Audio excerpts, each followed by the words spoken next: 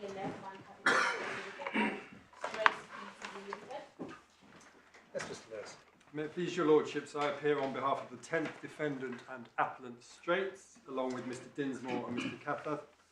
My learned friend Mr Davies, KC, and Ms Ratcliffe appear on behalf of the claimant respondent MCM. Subject to your lordship's views, I intend to structure my submissions as follows. To start with some brief introductory remarks, thereafter divide the submissions into two main parts. Part 1, establish why MCM's dealings with ANZ were not res inter alios acta. That will involve Part 1A, outlining the relevant facts that go to res inter alios, in particular by reference to the judgment. 1B, applying the law to those facts and showing how the judge erred on res inter alios. Then, Part 2, assuming that MCM's dealings with ANZ are not res inter alios acta, I will address further the consequences. It is as part of that I propose to address your lordships on our application to amend the grounds of appeal and also to submit a supplemental skeleton in support of that application. Introductory remarks. In summary, Straits' case is that MCM's loss should be assessed by reference to its liability to ANZ, because the deceit and conspiracy caused, legally, not just in a book 4 sense, MCM to be liable to ANZ. Its dealings with ANZ are therefore not res inter alios acta.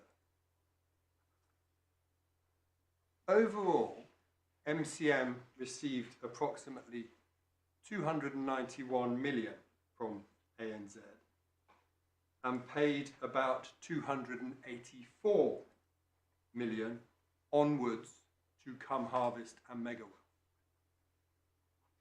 Contemporaneously, MCM made a profit from these trades of about $7 million. MCM incurred a liability to ANZ because it passed on the forged warehouse receipt. That would be, at least prima facie, a liability of 291 million. Yes. So if the case had never settled, is that what you say you'd be liable for? If as between ANZ and MCM there'd be no settlement? Yes, subject to a credit for the $7 million profit. And one would then arrive at the $284 million, but by a different answer to that given by the judge. That liability to ANZ was discharged by way of a settlement agreement, originally dated 7th February 2017 and since amended multiple times. So there was a compromise of that liability. In the event, and this is what we will say at part 2 of my submissions, MCM suffered no loss because its parent company, ED&F Man Holdings Limited, which I refer to as EDFM, paid ANZ to release MCM from liability. Alternatively, MCM's loss is limited to the settlement sum under the settlement agreement,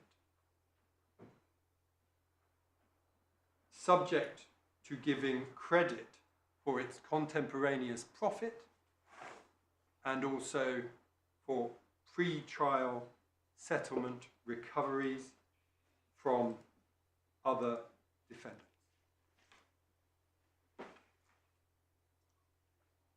Part 1, to establish why MCM's dealings with ANZ were not res inter alios. Just before you go into that, some of these submissions seem to us to be a bit difficult to follow, likely to be a bit difficult to follow without seeing a proper copy of the settlement agreement. The one we have in our bundles is so heavily redacted that it's very difficult to make sense of it. I think I understood that there was a fuller version of it available at the trial, and I wasn't sure why that wasn't in our bundles. It would probably be useful for us to have it, I would have thought. MCM have always objected, for reasons we don't agree with, to that document being provided to the court in anything other than hard copy form handed up physically during the hearing. It's never been in a hearing bundle, and therefore the same approach was taken here as below. We have copies here. I was going to hand it up later when I got to it, but I'm more than happy to hand them up now. That would be... Any problem with that, Mr. Davis? Not at all, my lord. I think that was what was proposed to us with respect to my side, that's what would happen. I don't think we would have ever had a problem with your lordship seeing that in advance. But there is some sensitivity about it going into the actual bundle so that figures get reported openly. That was our concern. But certainly no problem with your lordship seeing that at all. Well, there are two aspects, aren't there? One question is what is the figure, and the other is whether there are terms which shed light on whether this is to be regarded as something which is independent or reasons radius actor, or whether it arises out of or constitutes mitigation of loss. So those are two separate things. But perhaps if we have it, and if it is necessary to refer to anything which is particularly sensitive, then whoever wants to do that, please alert us to it first, and we'll consider how to proceed.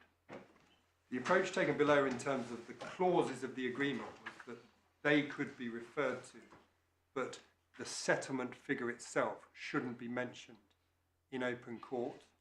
I propose to adopt the same approach to avoid any satellite dispute about this with MCM. It was also conceded below that if the judge had agreed with Straits' case that the compromise must be taken into account, then the settlement figure would have needed to be made public in the judgment. Yes, well, I mean, if it's a simple figure for, let's say, 250 million, then, and if you win your appeal and that's what you're liable for, then inevitably it would. Well, if to pique the curiosity, one can see the figure in the definition of payment amount, which is on confidential A33.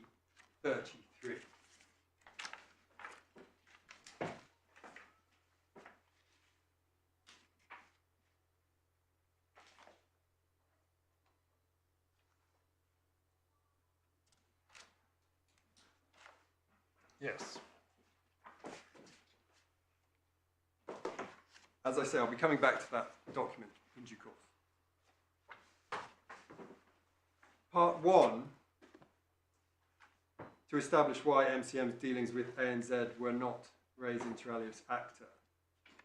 The full background to the appeal is in our skeleton of paragraphs 6 to 9, but I wish, please, to show your lordships the key parts of what is a very long judgment as quickly as I can. The judgment is in core tab 8, please.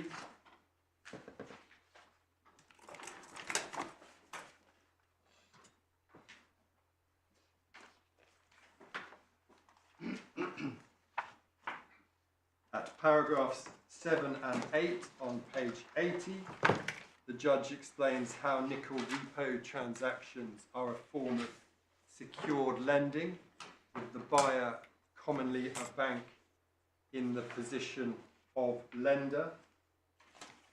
That is then summarised also at paragraph 11 on page 80. If one then turns, please, to page 82,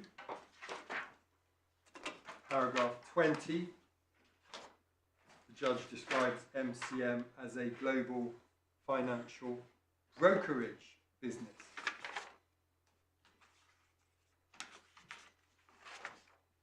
Then please, page 86,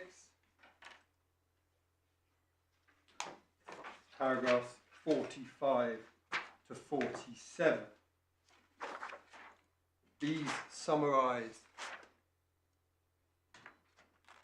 MCM's contracts with Come Harvest and Mega Wealth and introduce at 46 the PMA letters which were addressed to and delivered as part of the courier hard copy bundle by MCM to their own financiers, ANZ. The last sentence of paragraph 47, dealing with the forged 83 warehouse receipts aside from the collateral receipts, were all on-sold by MCM to ANZ. MCM's skeleton at footnote 3 has taken issue with us using that as a basis for the proposition that MCM had specifically on-sold to ANZ all the relevant warehouse receipts. We stand by that proposition, and we say it's reinforced by further aspects of the judgment one will now see. I don't think we have, do we, the on-sale contracts? Were they contracts which simply happened to be for the same number of warehouse receipts or the same quantity of nickel, or were they sales of the specific receipts which Come Harvest and Mega Wealth were going to provide? I don't want to give an inaccurate answer, so we will get back to you on that. But I mean, if the contracts are all pretty much the same, it might help us to have a sample. we'll get onto that. What is clear from the PMA letters we'll see is that the PMA letters were provided in PDF form before the contracts were finalised, and the PMA letters referred to specific warehouse receipt numbers. Were the PMA letters part of the contractually required machinery?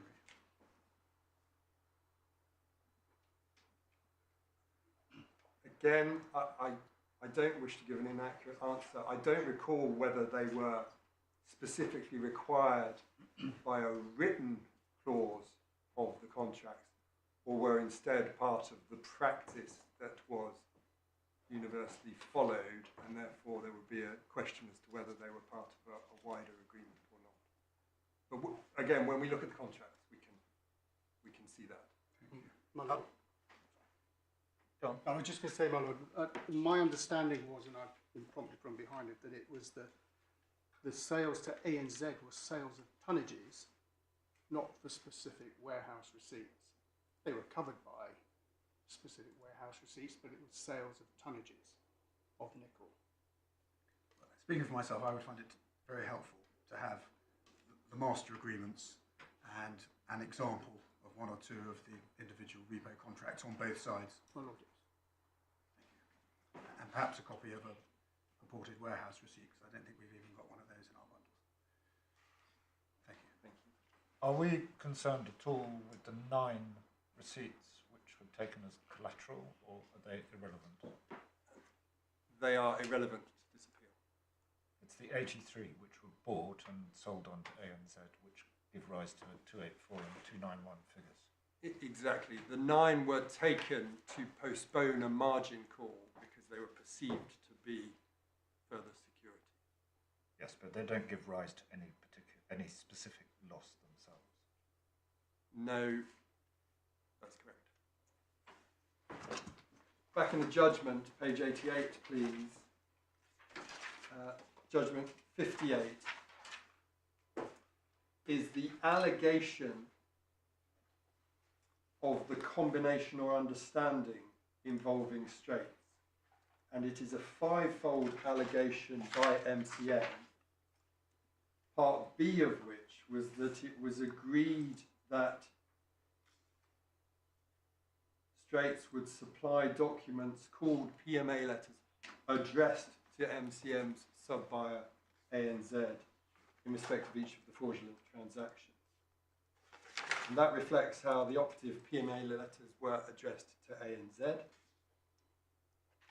Have I correctly understood that the PMA letters don't say anything fraudulent themselves? They simply describe how, simply set out much of what the judge was to find is the way in which the warehouse receipts system works.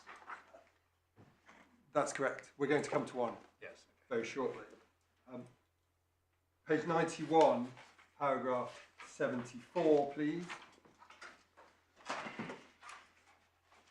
When outlining the evidence of Mr. Riley, MCM's head of European LME sales, the judge refers to MCM's brokerage fee, that's 5 lines down, for the transactions at 2%, consistent, we say, with it being a brokerage business, records how Mr. Riley regarded his function as that of a middleman between Come Harvest and Megawell, specifically their agents, Genesis, and ANZ, working for a fee. Is Mr. Riley's subjective view about that relevant? I mean, suppose he'd given the opposite answer. We say it is relevant because it's all part of the circumstances that one takes into account when considering whether the dealings with ANZ were or were not collateral. And the role which MCM played is important, and we'll come back to this when I criticise the judge for focusing exclusively, I say, on the principal-to-principal structure of the transaction rather than on the wider circumstances. Can you explain the reference in the middle of that paragraph to 2% plus the cost of funds? What cost was there of funds, given that, as I understood it, the 291 was received before the 284 was paid out? I can't explain that. It may be that because there was no cash flow risk taken, there was in the event no cost of funds. But the 7 million is more than 2% of 291.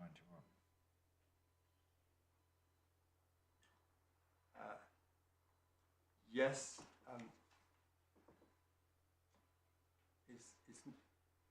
it may be that there were other charges that went to increase somewhat the 2%, but I'm afraid I don't have the details.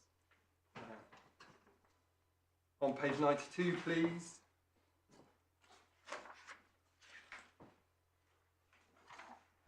Judgment 78 refers to ANZ as MCM's financing bank, which we say, again, was consistent with MCM's brokerage status. And it further notes that Mr. Riley had told Mr. Silverstein of Genesis, i.e. one of the deceit defendants, the identity of MCM's financing bank.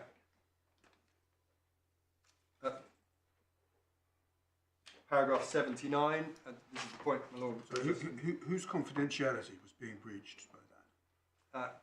ANZ.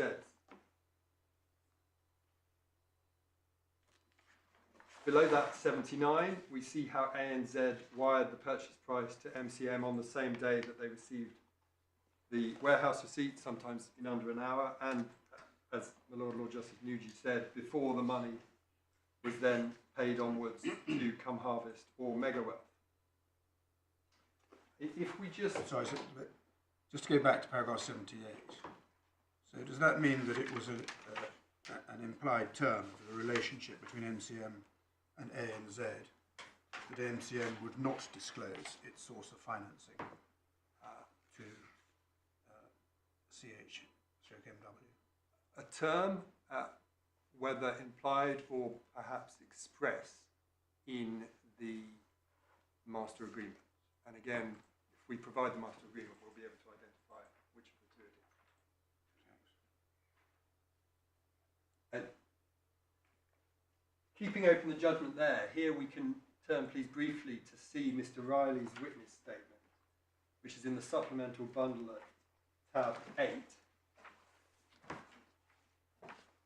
And we'll see how MCM structured the trade so that they would buy only insofar as they were able to on-sell the warehouse receipts received from Come Harvest Megawealth to ANZ. Here we have, at page 74 of the supplemental bundle, please, an excerpt of Mr. Riley's witness statement, where he explains the way in which the trades were conducted, generally as follows. First, the desk would receive by email a PDF copy of a warehouse receipt front. I'm so sorry, I've missed the reference. Where are we? Supplemental tab 8, page 74. Thank you.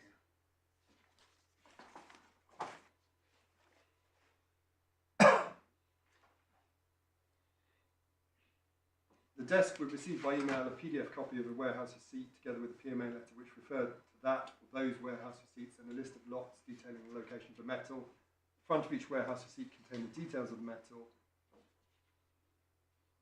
which would determine the price and the tonnage, which together we would use as the basis for the costings. We would email those promptly to ANZ, with whom we would agree costings and conclude a contract.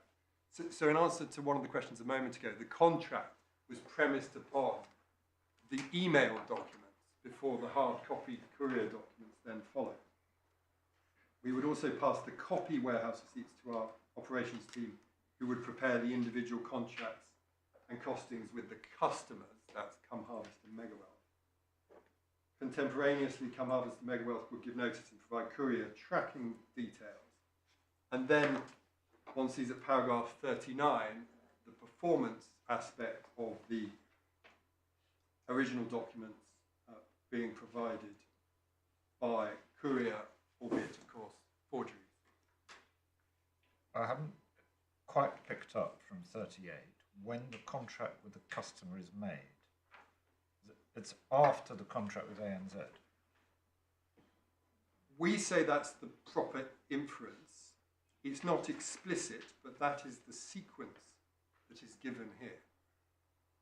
How could you contract with ANZ before you know you're going to contract with the customer? You would just take that as a risk. It may be that it was practically simultaneous, but it's all of a piece with the submissions I'll come on to about how this should, in all the circumstances, be viewed as a single transaction. And if one puts oneself in MCM's shoes, there's risk either way, because if one has committed to ANZ but then Come Harvest pull out, that's a problem. But if one hasn't got ANZ's commitment and one has committed to Come Harvest and Megawealth, that would presumably be a different problem.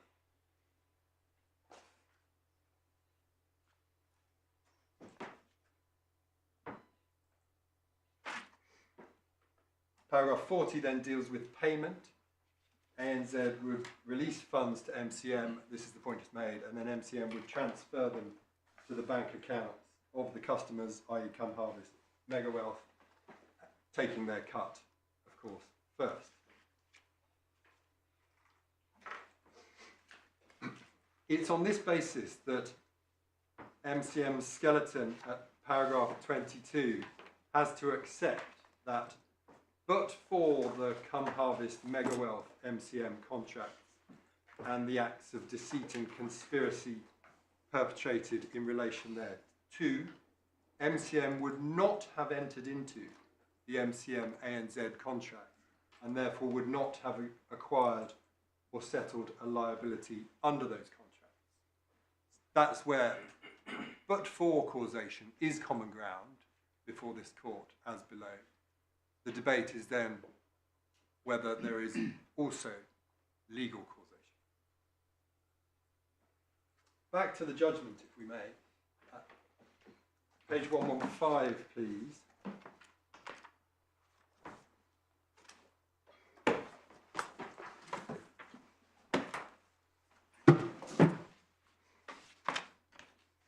From paragraph 189 onwards, the judge deals with the PMA letters.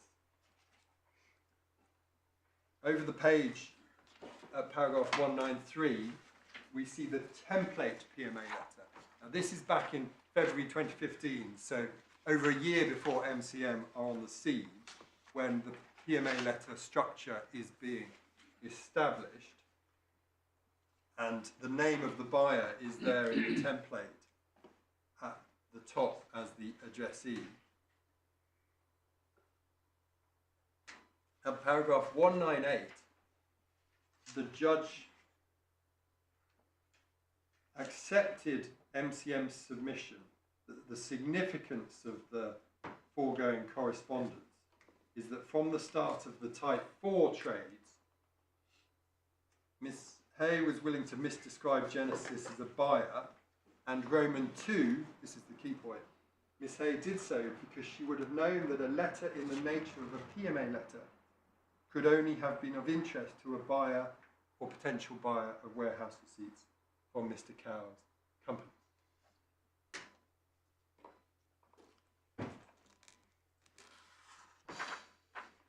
Before one then gets to MCM's involvement, starting on page 125, please, one has the judge outlining a series of events involving Carlisle, also known as VAM, dealings in 2015 where every purported sale by Come Harvest to Carlisle was accompanied by a PMA letter addressed to Carlisle. So one sees in particular at paragraph 277 on page 133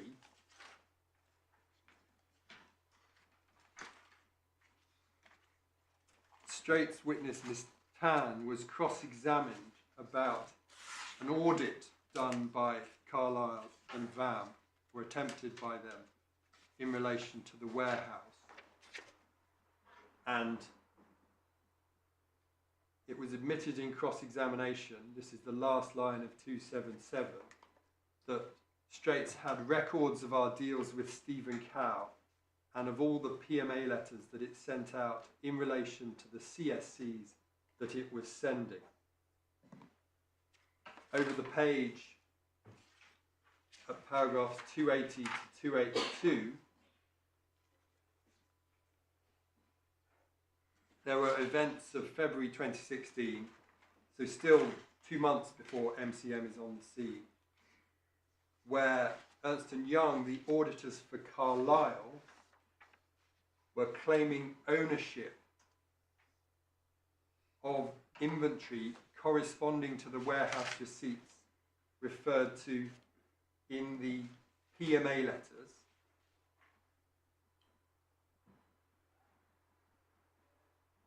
and in the context of those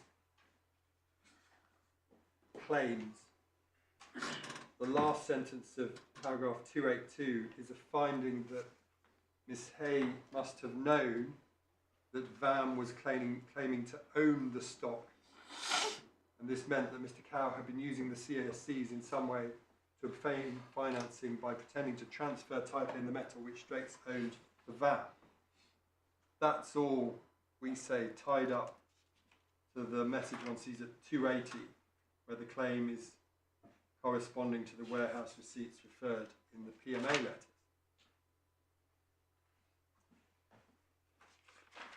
And over the page on 136, paragraphs 291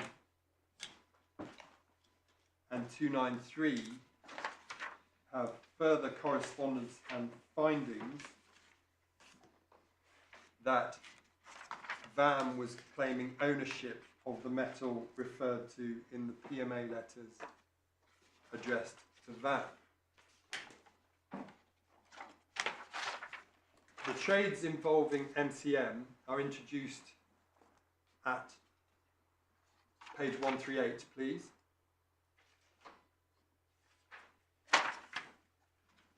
Paragraph 303,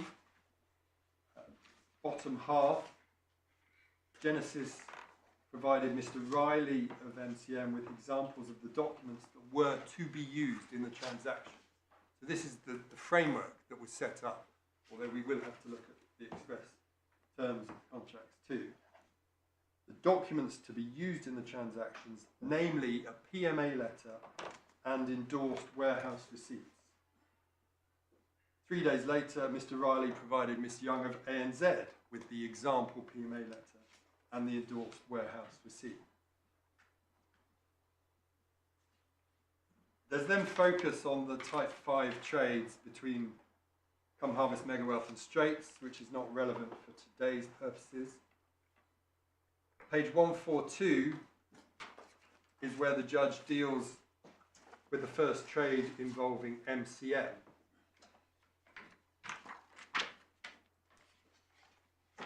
Under paragraphs 324 to 325, the judge deals with an initial PMA letter addressed to MCM that is later revised to be addressed to ANZ. And those are the documents we have in the supplemental bundle. So if your lordships please could keep the judgment open and turn to the supplemental bundle, which is tab 1, page 3.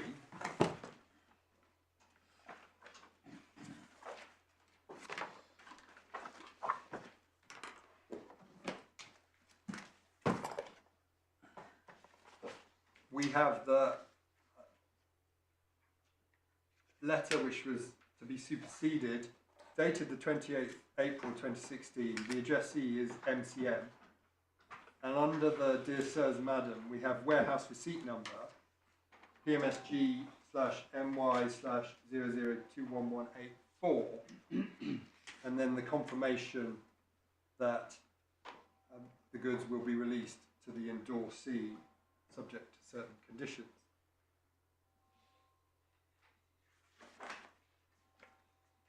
Paragraph 326 of the judgment shows the request was made from Mr. Cow initially to address this to MCM, as a result of which the judge found Miss Hay would have had MCM in contemplation as a possible new victim of the fraudulent scheme.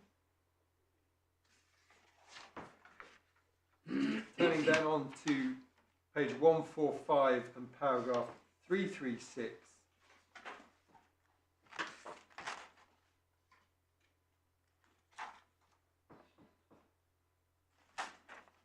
The judge records the first Straits type 5 contract with Come Harvest and how the first operative PMA letter was to be revised. He calls it the revised PMA letter, such that ANZ becomes the addressee.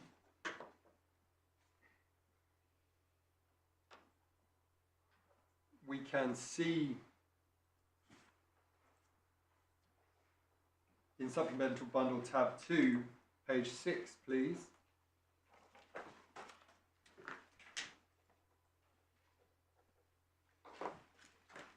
The bottom email is from Miss Coe of Come Harvest.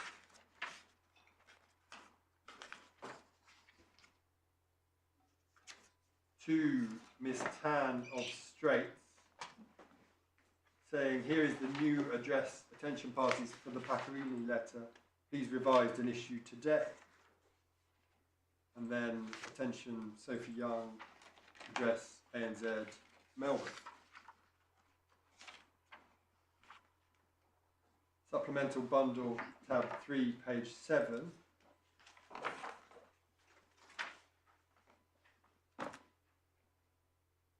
Is Miss Coe passing on the revised PMA letter to Mr. Riley at MCM, that's Nick Riley.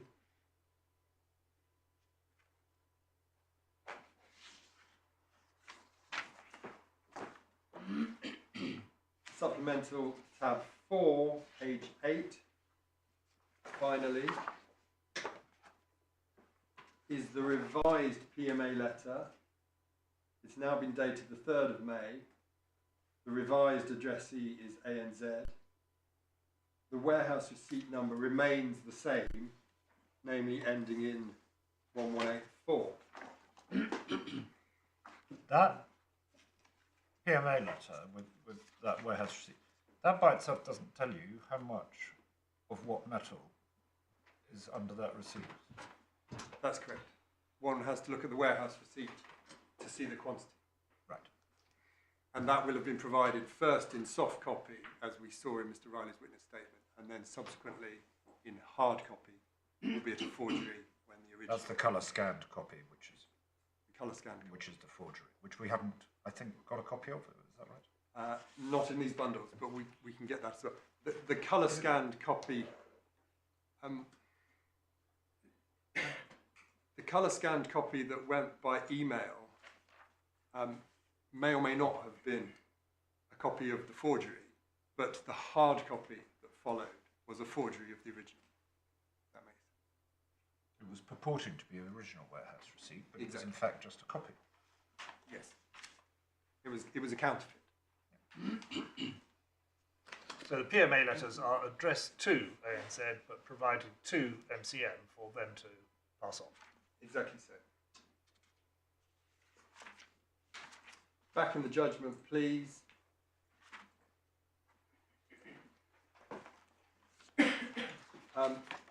Page 148.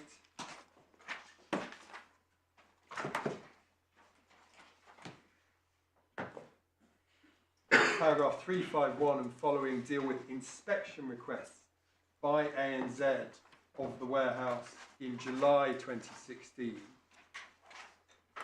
At 356 on page 149, the judge finds that Straits, Ms Tan, approved the inspection without mentioning that the original warehouse receipts were pledged to Straits Bank, ensuring that ANZ was thereby misled. 360 over the page concludes that in a WeChat exchange, Ms Tan was congratulating herself and Jessie Lee, who is acting for Mr Cow, in suppressing the truth from ANZ, i.e. that ANZ did not own the metal.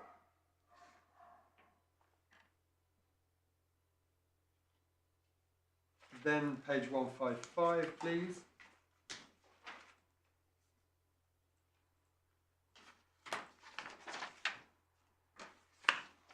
Here in dealing with ANZ December 2016 inquiries, at the end of paragraph 382, the judge makes a wider finding that Miss A and Miss Tan knew ANZ was being actively misled by Mr Cow, and that they misled ANZ and Access World by pretending that everything was in order such that an inspection could take place.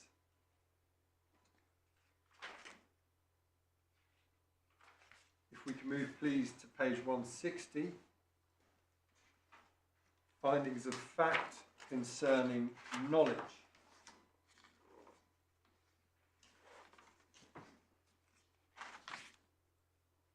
J411 finds that while Straits may not have known about forgeries, it did know that Mr Cow and Mr Wong were dishonestly using the CSCs and PMA letters supplied by Straits to deceive financiers, including MCM, into believing Come Harvest and Mega Wealth were in a position to transfer title.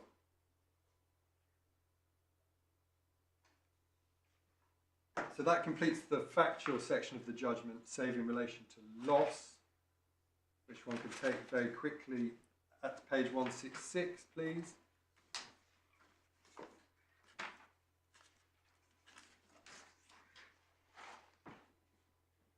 At 435 are recorded the payments out to Come Harvest and Mega Wealth and the aggregate figure of 284 million odd. Paragraph 438, MCM conceded that it must give credit for an aggregate of 1.8 million received in pre-trial settlements from other defendants. And paragraph 439 frames the dispute that is again before this court today. Then the causes of action. Page 170, please. Paragraph 458. The outline of MCM's case that Straits either knew or consciously failed to inquire as to how Harvest and Mega Wealth were obtaining finance from MCM, ANZ, VAM and other Western financiers. And then after the legal principles, page 174, para 474. The judge accepted MCM's five-fold case on the combination, which included, again, the second item, that Straits should supply the PMA letters. That reflects back to paragraph 58 we looked at earlier.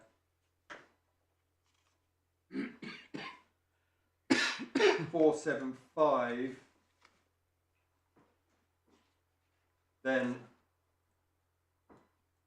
provides detail on the PMA letters, starting in the fourth line. I find that item 2, that's the supply of PMA letters, was also known to Mr. Ang and Miss Hay, as is plain from the narrative of the fraud I have set out above. Miss Hay was closely involved in the drafting and procuring of the PMA letters. Straits were instructed to procure the PMA letter which named MCM.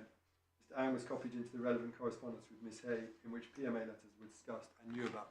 And obviously that PMA letter was then revised to be ANZ, and it was ANZ thereafter. So that's part 1A. Part 1B, I now will apply the law to the facts and show how the judge erred on res inter alias acta. The judge correctly treated the measure of loss here as the same for the claims in deceit against the first to fourth defendants as for the claim in unlawful means conspiracy against the 10th defendant, where the unlawful means was the deceit. That is paragraph 562 of the judgment.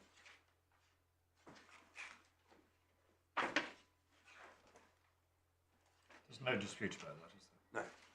The starting point is therefore Smith New Court, Securities and Citibank, which we have please in the authorities bundle at tab 4, page 54.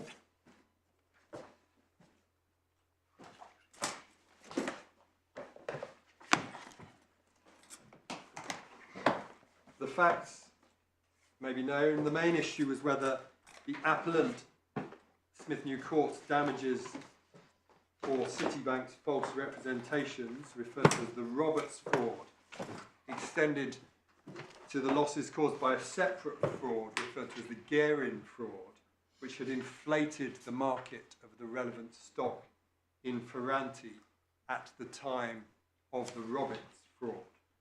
Who should bear the risk of the Guerin fraud, which made the stock inflated and pregnant to a crash? We can pick up, please, at page 63.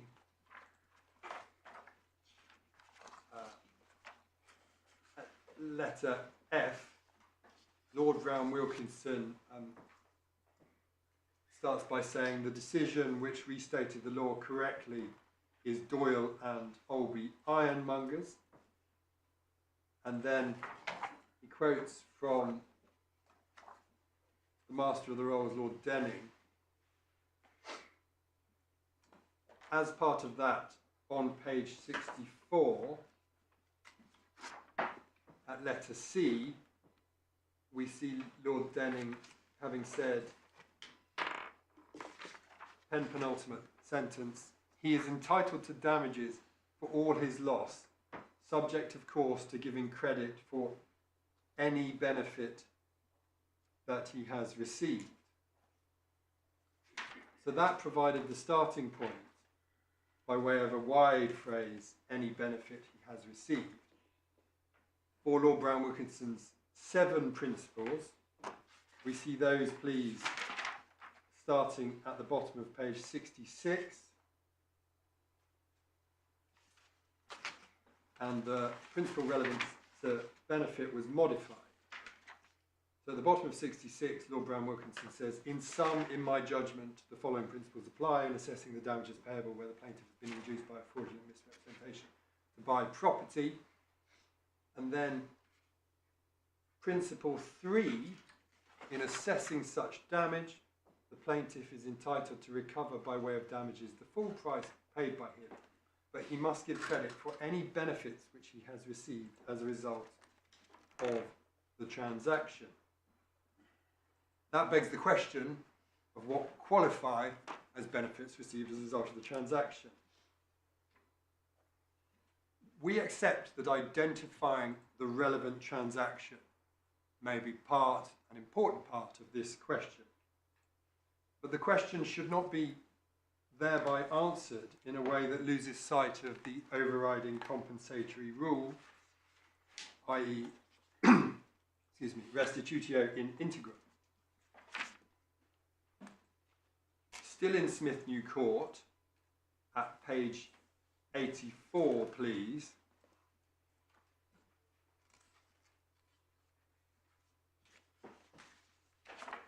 Lord Steyne, with whom Lords Keith and Lord Slynn also agreed, reiterated the first order overriding compensatory rule.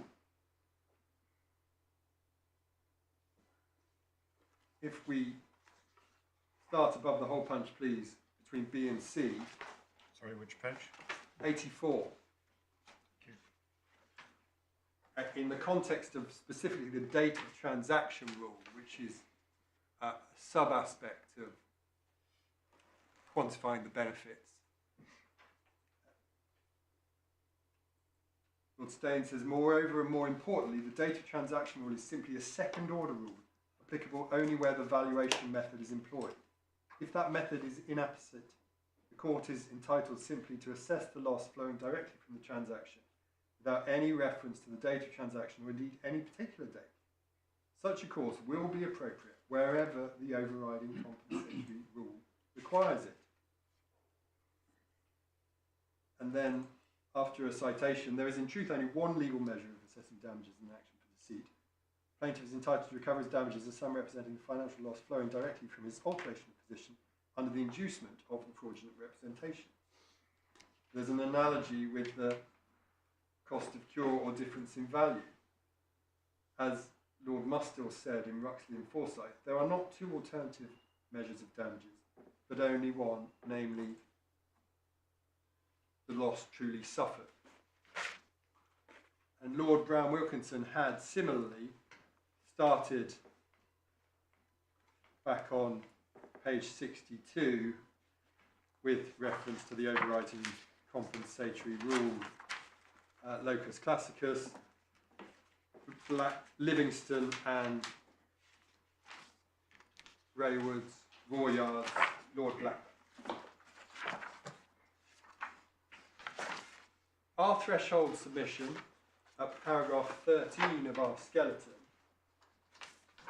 is that the judgment fails to give effect to the overriding compensatory rule in the way it applies Lord Brown-Wilkinson's third principle.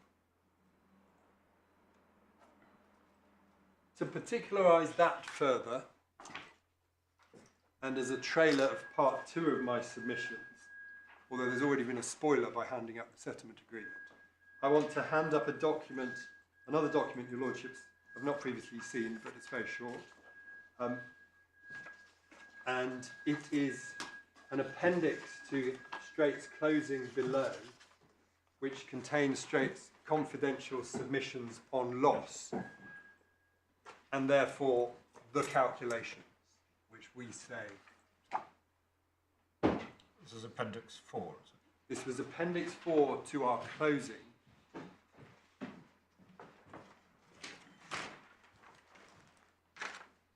And one looks at this again, taking care not to reveal the settlement figure.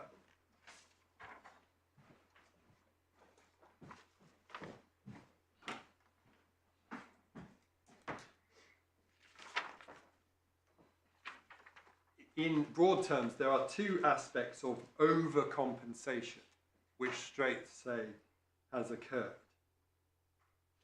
Aspect A, MCM made a profit of over $7 million at the time of the trades, and we outlined that in paragraphs 1, 2, and 6 of this document. Contrary to what MCM say in their skeleton at paragraph 8, we don't say that MCM's payments to Calm Harvest and Megawealth are irrelevant. We say they are only half the picture, and the full picture must be viewed, i.e. including the dealings with AMZ. So paragraph 8 of MCM's skeleton is really setting up an Aunt Sally. The second aspect, aspect B of the overcompensation, is that we say MCM has been overcompensated by the extent to which the judgment exceeds the liability of MCM under the compromise, i.e. the settlement agreement. At the time of these submissions in closing below, that was said to be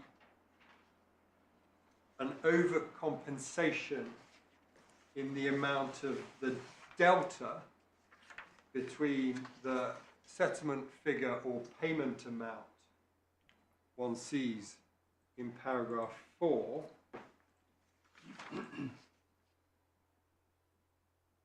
and the judgment amount of 284 million.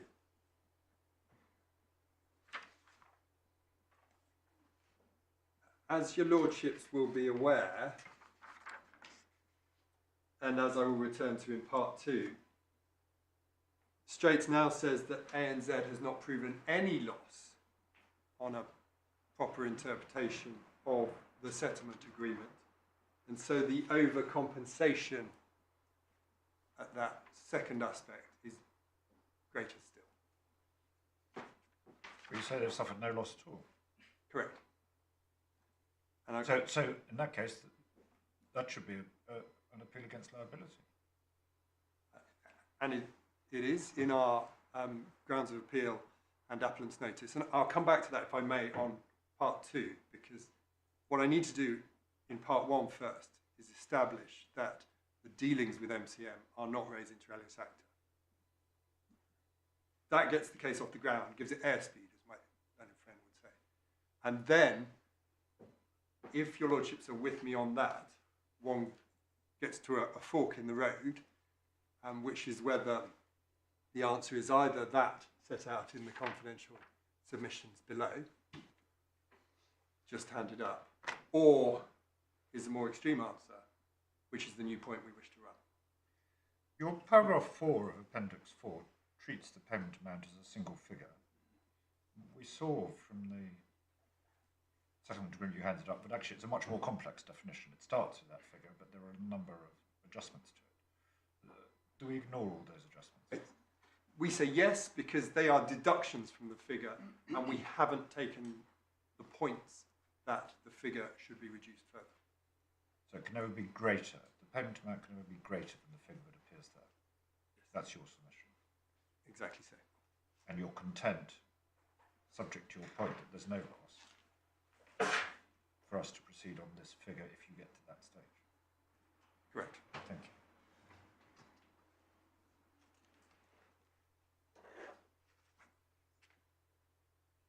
So back to part 1 and the principles. Our headline submissions on res inter alios acta are at paragraph 14 of our skeleton. Core bundle page 24. And that provides 2 routes to the same answer. The first route defines the transaction as covering both sets of contracts. MCM's contracts with Come Harvest Megawealth and MCM's contracts with ANZ. Model B, as it was labelled by the judge at Judgment 561. We do say, for reasons I'll develop in a moment, that Model B is the correct characterisation of the transaction. But we don't accept it's decisive against us if Model A is the correct characterisation. Because, as per the second sentence in paragraph 14, Lord Brown-Wilkinson's question goes wider in asking whether the benefits were received as a result of the transaction. Benefits can be received as a result of the transaction, even if strictly the transaction is the MCM Come Harvest Megawealth contracts, when they accrue from passing on forgeries provided under that transaction. This is another way of establishing that the definition of the transaction is not decisive when one always must have regard to the overriding compensatory rule. And what precisely is the benefit as a result of the transaction which you are seeking to bring into account? Is it the reduction in MCM's liability to ANZ as a result of the settlement, or is it something else? It is the reduction in liability. It is the compromise in liability. Well, it's actually twofold, isn't it? Firstly, it's a 291. Yes, But because on the judge's and MCM's view of the matter, the 291 is just irrelevant. Yes. They paid 284 for something that was worthless. That's their loss. And you say, but you've got to bring into account, firstly, the 291, cash, and you obviously offset that against your 291 potential liability to ANZ. You say that one, you then also bring into account. You have to do both stages. You also bring into account the fact that's been negotiated down to whatever the payment amount is, or possibly to nothing. Exactly so. My answer was where we ultimately get to, but your Lordship is right. We get there in stages, and at the time of the transaction, as we characterise it, or the transactions, the benefits received as a result of the forgeries are the 291, but there is a corresponding liability and a question begged as to the amount of that liability. Superficially, one might say 291 million, but in the event, there was a compromise which establishes that it was a different figure that I shan't say. And the claim, we say, once res inter alios acta is properly applied, should always have been advanced as a claim for that liability to ANZ, which then crystallise, as it were. MCM's liability to ANZ is not liability in deceit, is it? Because MCM are not deceitful in any way. Their liability is contractual for agreeing to supply something which they fail to supply. And that is a different measure of damages. And if, for example, the market price had varied between the time of the contracts and the time of delivery of the warehouse warrants, or forged warehouse warrants, then that would have an effect on MCM's liability to ANZ. So it wouldn't necessarily be 291. If the claim was advanced in that way, it might not be, but there are other ways that the claim could be advanced, which would not be quantified by reference to the market measure, and which would put it at 291, notwithstanding the lack of dishonesty in the claim. You could have a restitutionary claim for total failure of consideration. That's exactly one example. And what we don't have are the different ways in which the claim might have been put, ever having been particularised, as far as we're aware. The settlement agreement was first entered into promptly after the discovery of the fraud. Discovery of the fraud, January 2017, settlement agreement, February 2017. As we'll see, it actually contains a non-admission of liability by MCM, but we're not suggesting that they could have avoided liability.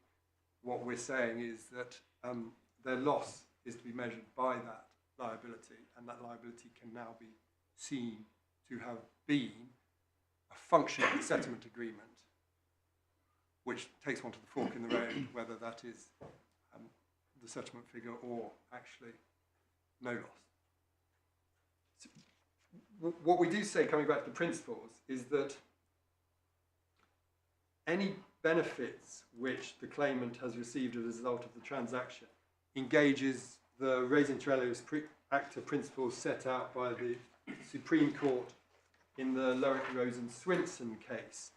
And we've set out the 5 propositions and the relevant paragraph references in both that case and the Toyota International and de Villiers case.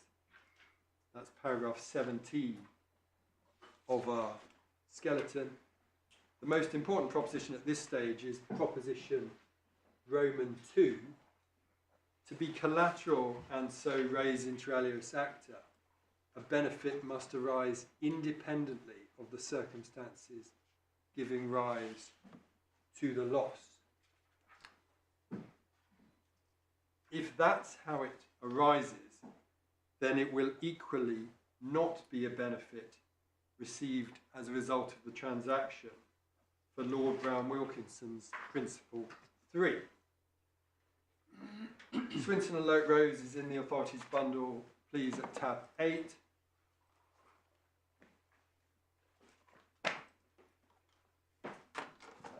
Swinson made loans in 2006 to EMSL, relying upon a negligent report about a target company, Evo. The report was prepared by Lowick Rose, formerly known as HMT, Hurst Morrison Thompson.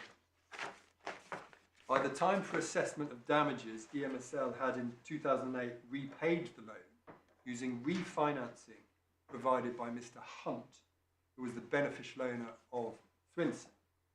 Reversing the Court of Appeal, who'd upheld the trial judge, the Supreme Court held that the 2008 refinancing was not collateral and so not res inter alios acta. The facts are, of course, very different. That the 2008 refinancing and 2006 original loan were distinct transactions has no bearing on how to characterise our facts. But the principles one sees at paragraph 11, please, on page 168.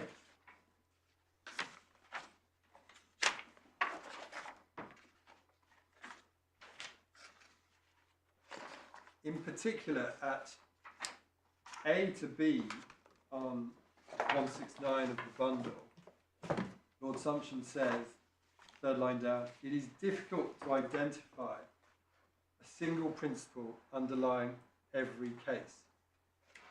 But the critical factor is not the source of the benefit in a third party, but its character. Broadly speaking, collateral benefits are those whose receipt arose independently of the circumstances giving rise to the loss. If the benefit is not collateral, there has been no loss to the extent of the benefit. And Lord Sumption goes on to give some typical cases here as do Lord Mance and Lord Neuberger in the references we give at paragraph 17.4 of the skeleton. And those cases, insurance, gift, etc., are all far removed from the facts of this case, as we'll see shortly. Whether one is asking, was the benefit received as a result of the transaction? That's Lord Brown-Wilkinson. Or the equivalent, did the receipt arise independently of the circumstances giving rise to the loss? There is a causative inquiry. Well, I wonder whether that's a false dichotomy, taking two general principles.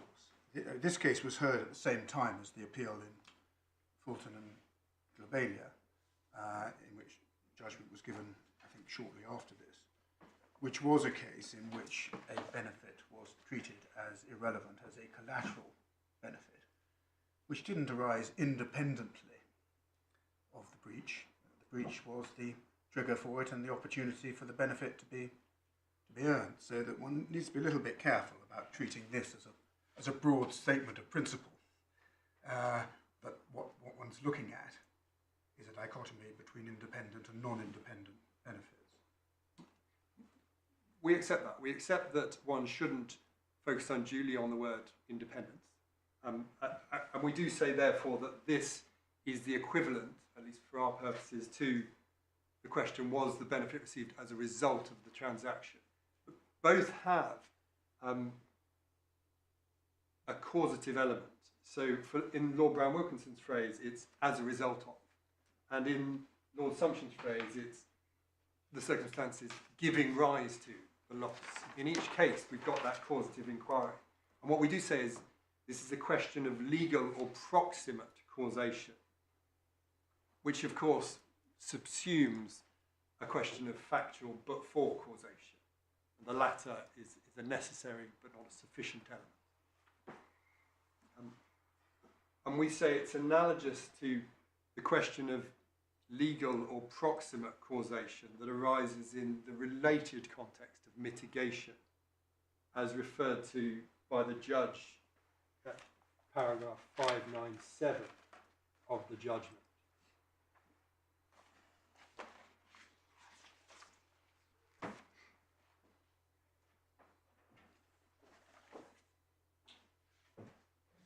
And what the judge cited, and this is core bundle 206, 207,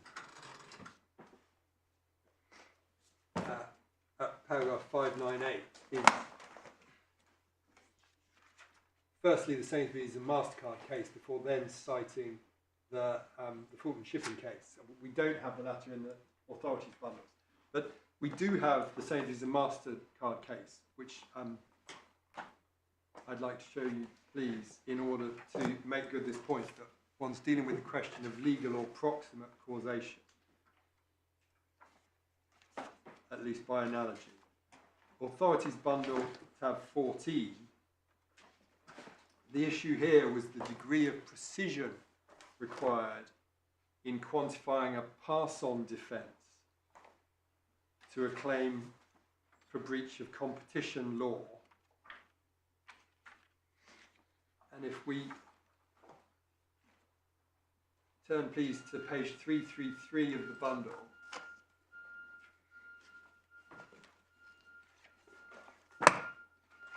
paragraph 212,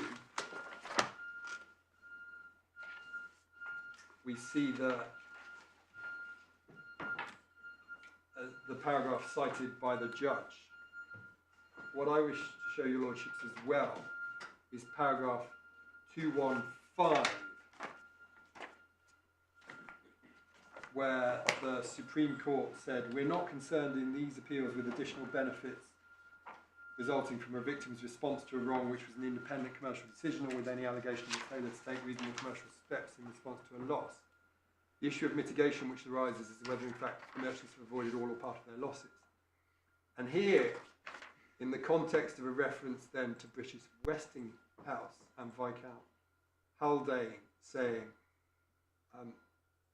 the test is when in the course of the business the claimant has taken action arising out of the transaction. The Supreme Court go on to say, here also a question of legal or proximate causation arises, as the underlined words show.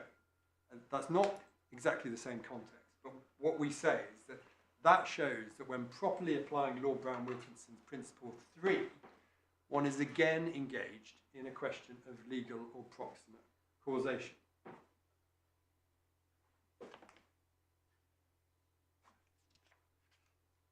So, turning back to our facts, it is common ground that but-for causation is established. That's MCM's skeleton at paragraph 22. But we say that legal or proximate causation is also established. And we say that for the reasons summarised in paragraphs 19 to 20 of our skeleton. In light of the facts we set out in the skeleton and as shown in the whistle-stop tour through the judgment, the contracts with ANZ and in particular the payments received by MCM thereunder were not collateral.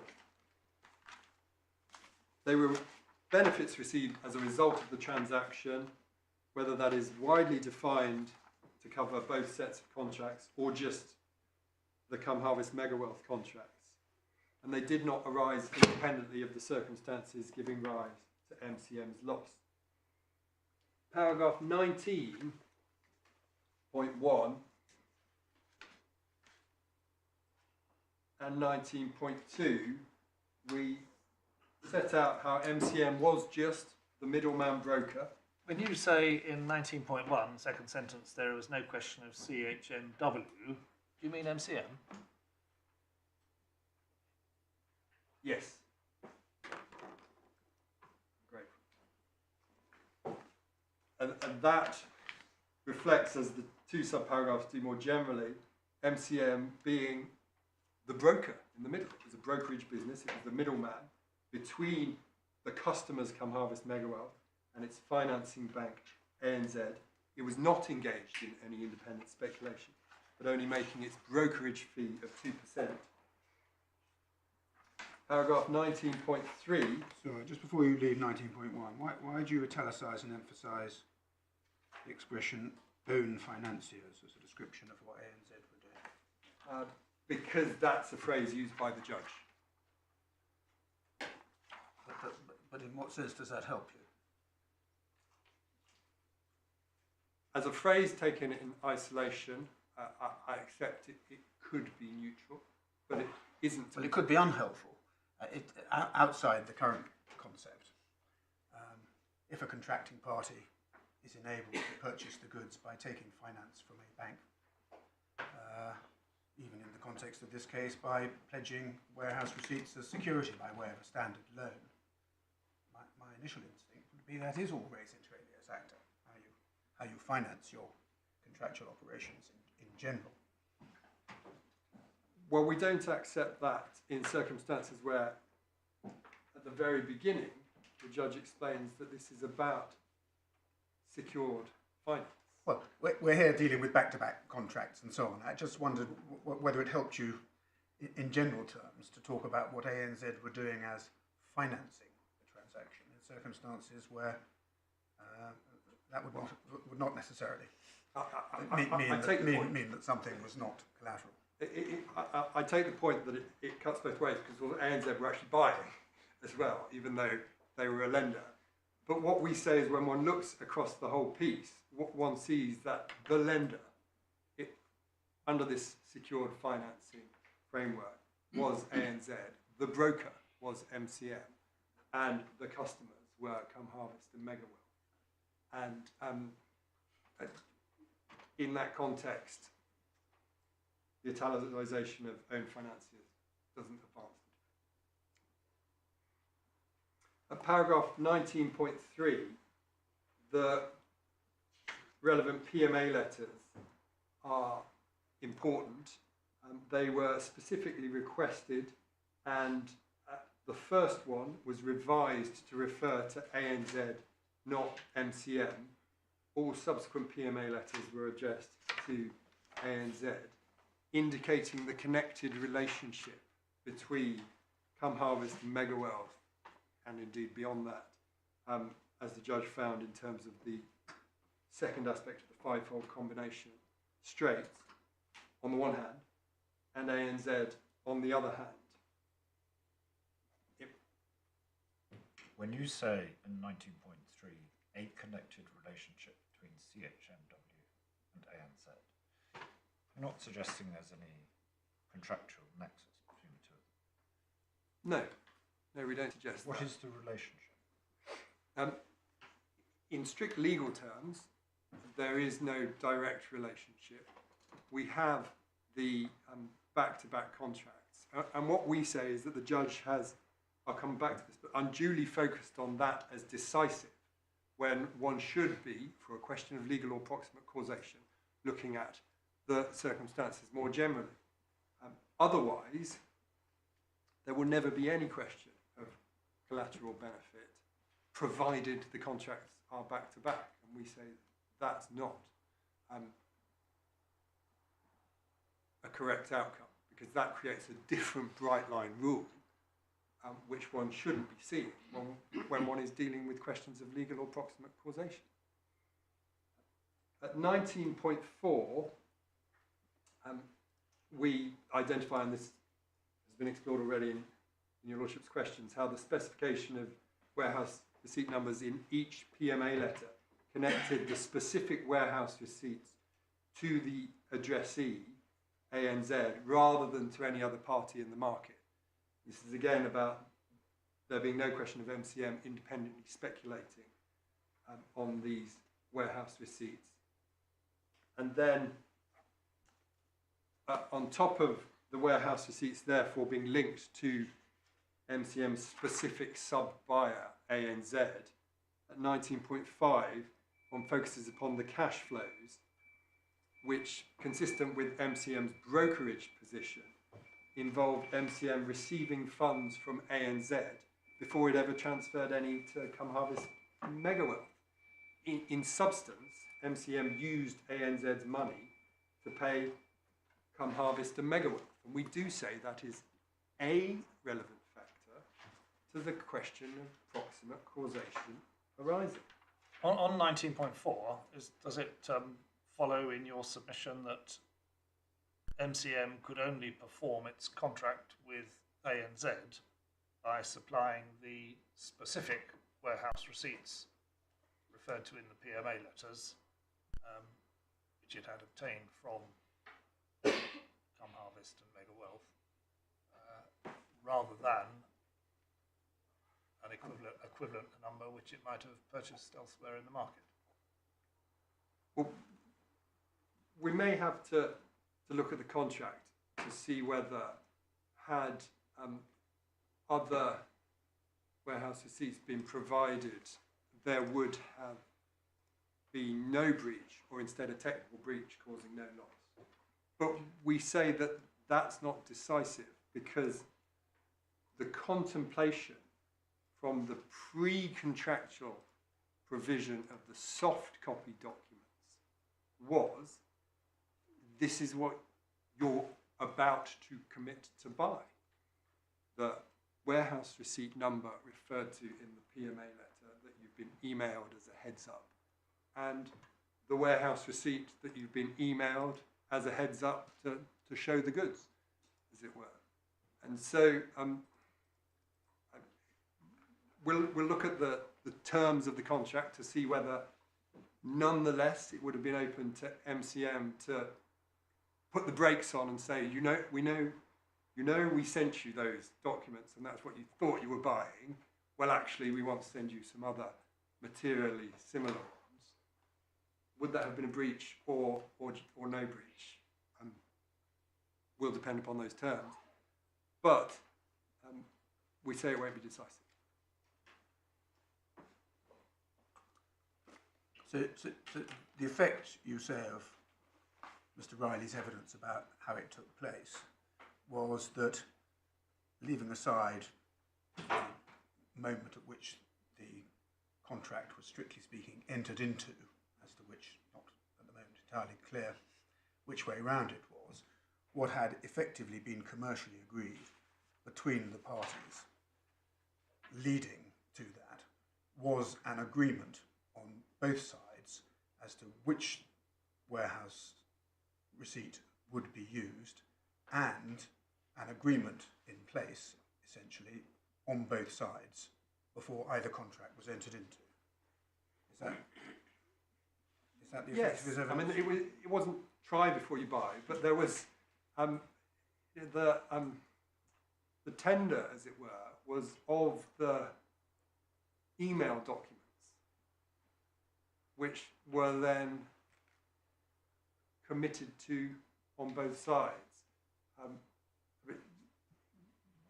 We know from a paragraph in the judgment that I don't have at my fingertips that there was a respect in which the judge found that the parties departed from the written terms of the contracts, specifically in relation to the timing of payment.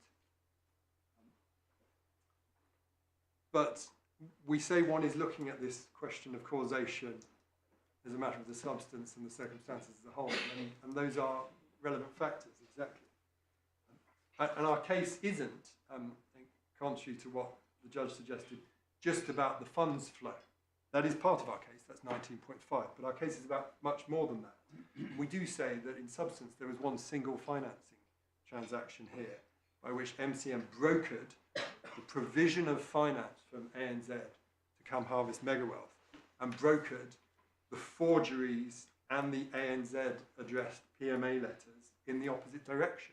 And it's because it was brokering that it specifically did the try before you buy. We're the brokers. Do you want to take up these documents? And if so, then we will go to the next stage of legal commitment. I was just wondering whether you were putting it a bit higher than that, which was subject to contractual documentation evidencing the position. What had, in fact, been agreed was the deal on both sides at the same time and as interdependent on each other. Well, yes, we say that's the substance of the transaction, and it may or may not be fully reflected in the written terms, and we'll look at them as soon as possible. But if it is, then all the better. But if it's not, that's not decisive, as I've said, because then one is still looking at what was in the contemplation of the parties as to the overall transaction. Is it part of your case, and is it a significant part of your case, that CH and WM knew the money was coming from ANZ?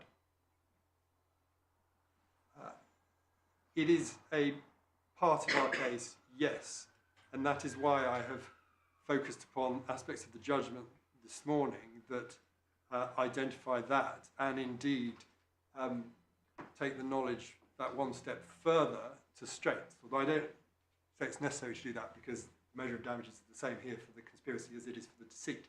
So it's enough that it goes as far as Come Harvest and Megawealth. But yes, that's part of it, and that's where, although no one is citing them directly, we say there is an analogy with the sale of goods context in circumstances where it's reasonably contemplated that there will be a sub-sale of the goods to a the very same goods.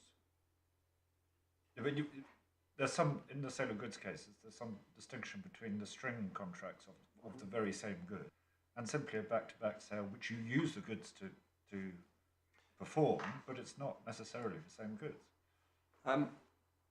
Well, we'll come on to that in due course, but in the Euro-Asian case, Lord Justice Simon addresses that point and suggests that it's sufficient, that it's in reasonable contemplation that the goods will be passed on, rather than that the subcontract has, in a particular clause, a specification which means it's not a contract for the sale of unascertained goods at all. We then continue at paragraph 20 of the skeleton to develop the interrelationship between the two sets of contracts.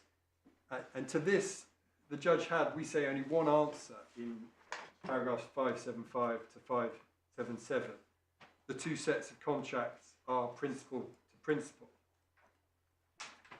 I've touched upon this already, but in brief, that criterion cannot be a sufficient answer to a question of legal or proximate causation that asks, was the benefit received as a result of the transaction? That criterion, i.e. asking, was it principal to principal in terms of legal structure, forecloses for the judge any consideration of the wider circumstances by conclusively tying the supposed transaction to the principal to principal structure. We don't say the principal to principal framework is irrelevant. We only say that it is one factor and not determinative. And we say that all the other factors we rely upon here prevail when assessing proximate causation. For example, as just asked about, the reasonable contemplation of the parties involved that ANZ were sub-buyers as reflected in the PMA letters.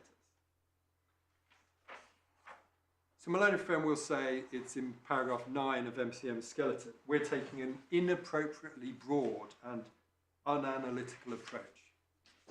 We don't accept that we are when the question is one of proximate causation in light of the overriding compensatory rule.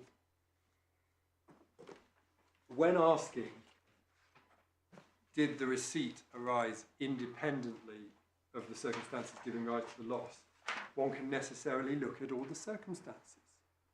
And what we say is that the judge took an overly narrow and technical approach to this question, such that it's hard to see how any back-to-back contract could ever be a relevant benefit. Again, we don't accept that there can be such a bright line rule. Viewed overall, MCM bought forgeries for $284 million, but had already sold them to ANZ for $291 million and was paid by ANZ before it paid Come Harvest and Megawealth. The common sense answer as to MCM's loss is, at that stage, it hasn't suffered one. It's actually up $7 million, having passed on the forgeries to A for cash. But it may be liable to ANZ. So we do say, based on the matters in paragraphs 19 and 20, a proper application of Lord Brown-Wilkinson's Principle 3 and the overriding compensatory rule provides that MCM's loss is the amount of its liability to ANZ, less its retained profit of $7 million, which was the question towards the start of the morning about $291 million. We say that's a sufficient basis on which to reverse the judge's decision on res inter alios acta. But I do want to touch very briefly on OMV Petrom and Glencore and sale of goods. OMV Petrom does not affect the conclusion I have set out for the reasons we summarise in paragraph 21 of the skeleton. It does no more than demonstrate the application of Lord Brown-Wilkinson's principles to a different factual scenario, in particular where the main focus was the second order transaction date rule. Authorities bundle tab 7, please.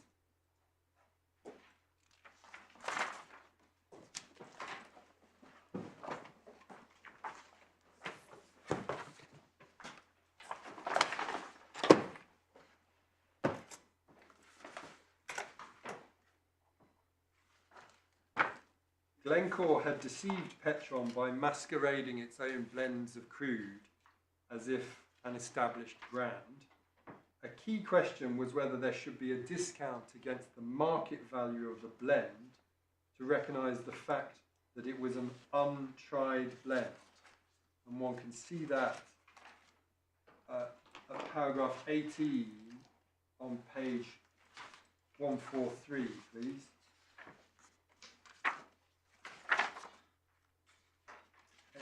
Halfway between C and D, Petron's expert applied a discount which she assessed at $1.25 per barrel to reflect the fact that what was supplied were bespoke blends and not recognised brands or even 32 cargoes of the same zone. So this was fundamentally a question of how to value a benefit that it was common ground should be taken into account. So the reason for the discount was that the blends might do nasty things to the refinery equipment. Is that right? And so you take that risk, but you get a discount. Yes, a perception. If you bought on the market a Glencore blend, that's the discount that you would have got, and that's the reason why you would have got it. Is that a correct understanding? Exactly. With your eyes open, you bought it on the market, you would negotiate a discount because it was untried and there was a perception of a possible risk. But where that fits in terms of Lord Brown Wilkinson's principles is that it was common ground that a benefit should be taken into account, namely the value of the dishonestly supplied blend. It was not a question, as we have here, about whether a benefit should be taken into account at all. One had the benefit to be taken into account. How should one value it? And what Glencore argued to try and avoid the discount was to say that because the risks didn't materialise, one should instead value the blend by reference to a comparative yield approach, comparing the relative yield of the blend and the brand that should have been supplied. And one sees that paragraphs 31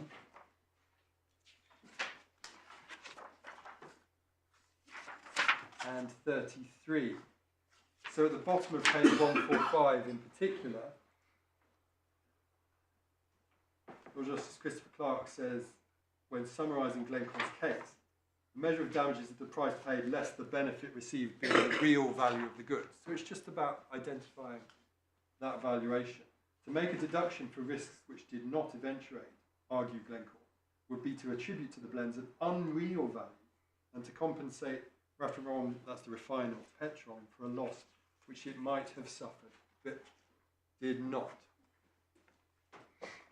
And what, in a context where it's all about valuing the benefit, OMV and Petron does not and could not shed light on the fact-sensitive question of legal or proximate causation arising in this case. It certainly doesn't lay down any bright-line rule that sub-sales must always be ignored because they're structured on a principle-to-principle basis, to the exclusion of considering the balance of circumstances.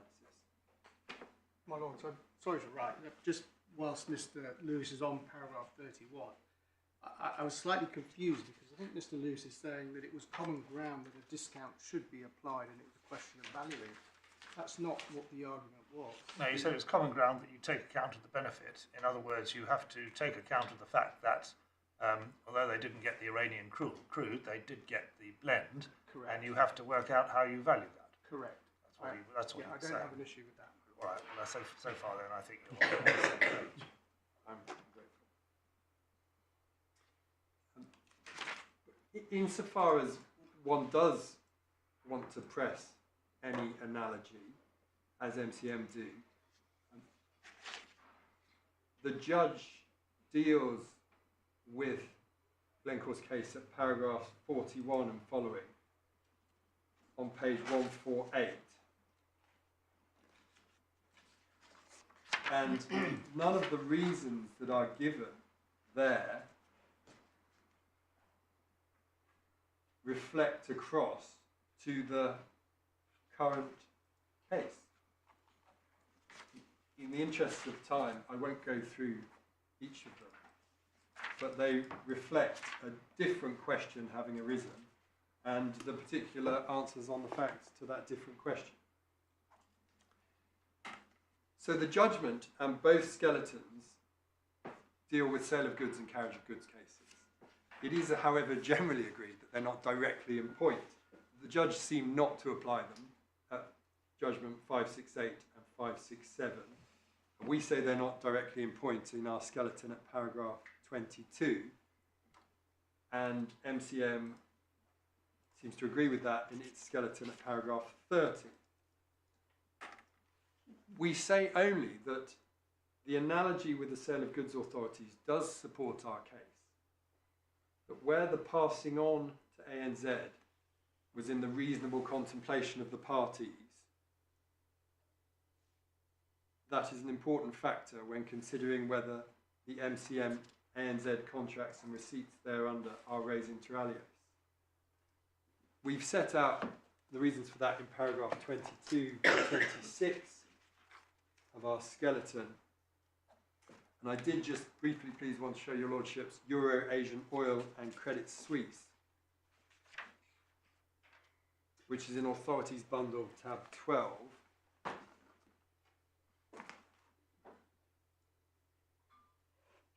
At page 245.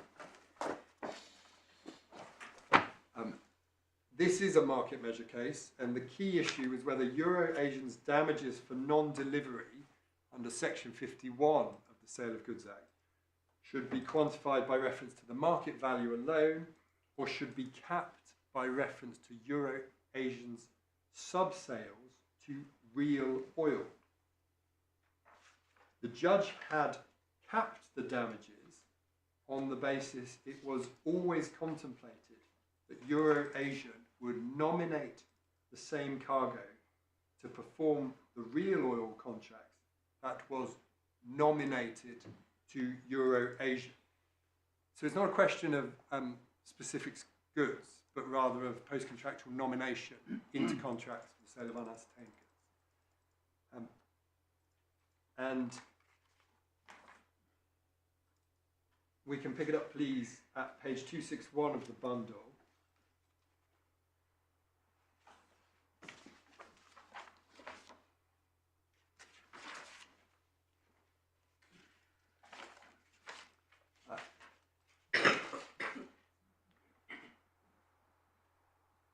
We have a reference to Slater and Hoyle, then Quaitek Chow, all will be well known. And over the page, please, at paragraph 73, the conclusion of Lord Justice Simon, which I'd invite your lordships please to read.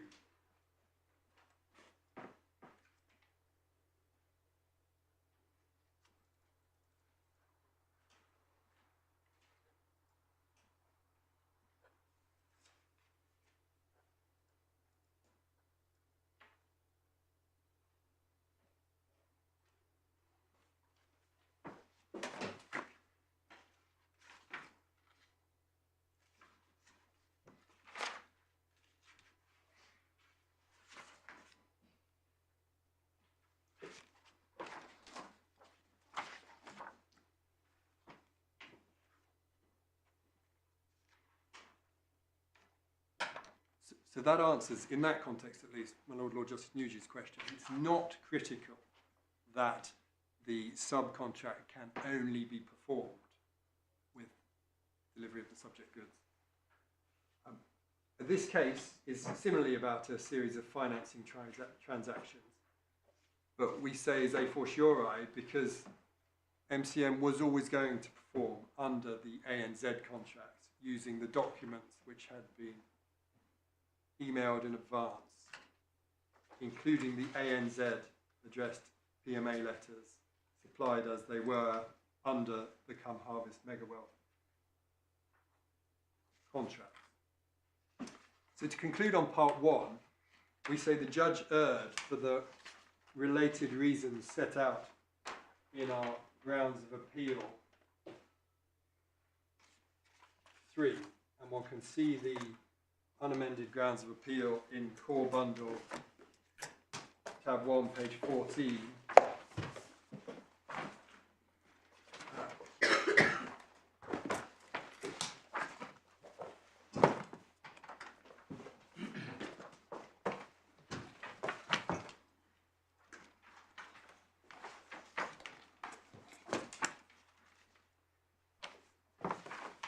As to the chapeau, the court should have quantified the loss as MCM's liability to ANZ. 3A, the court erred in concluding that the ANZ matters were res inter alia acta. 3B, the court erred in criticising our focus on funds flow because that is a relevant factor. And 3C, court erred in concluding that MCM's liability was causally, that's legally causally, independent when that liability was directly caused by its provision of the forgeries it had received. And we say that in the context of the circumstances as a whole.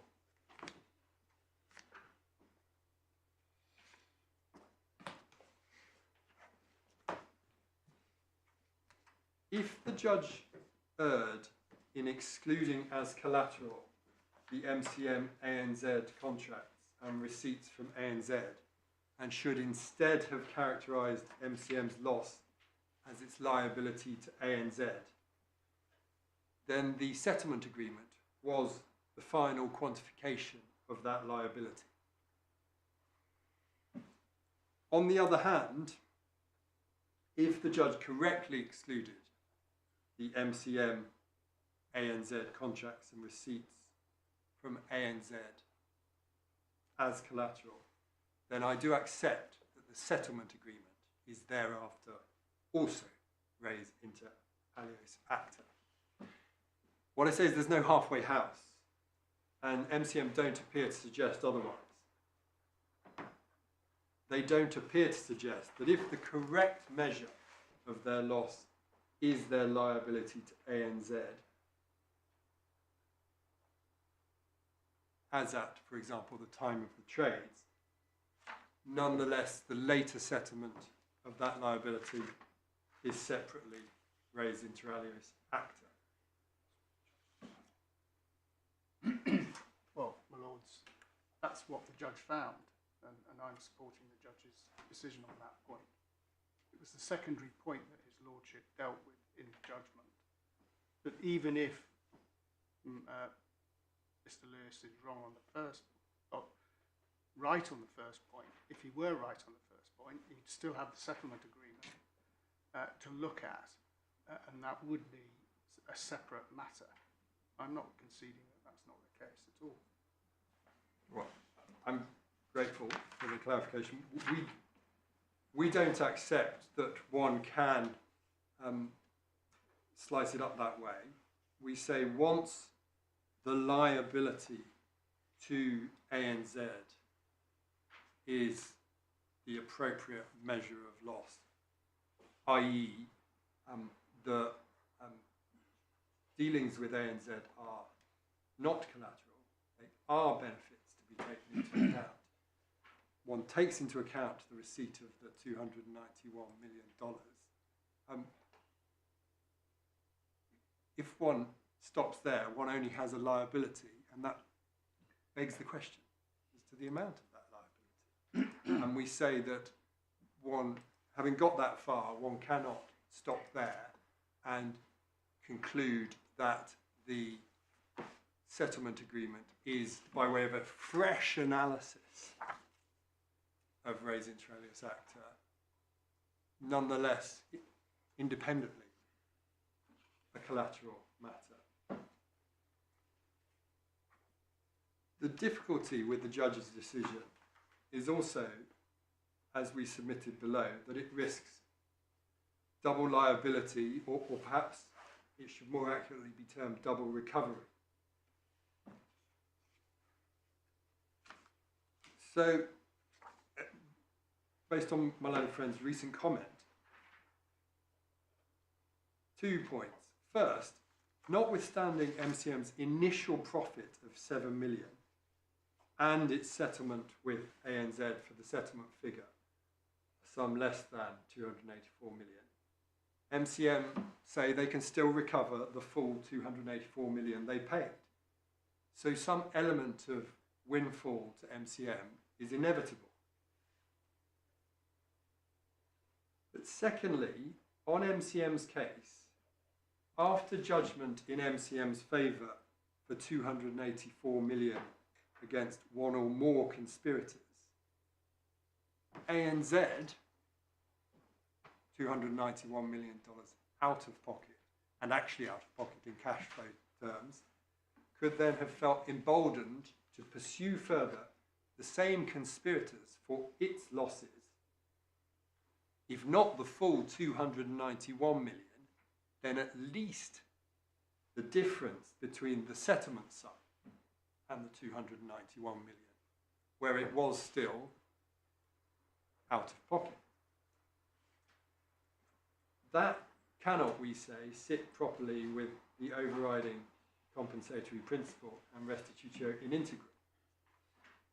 On the facts and in substance, there was a single pot of $291 million. It was passed from ANZ to MCM, $7 million retained by MCM, and the balance $284 million passed to Come Harvest Megawell.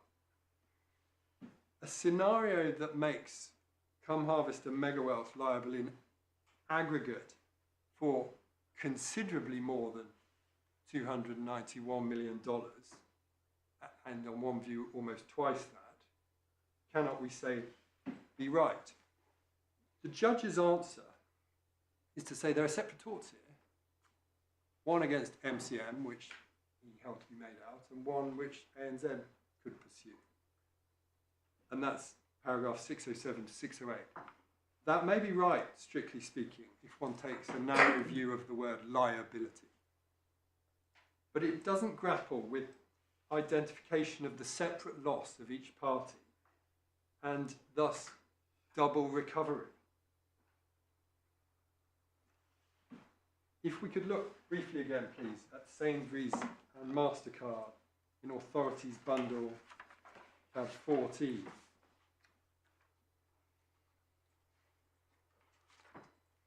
Page 274, and turn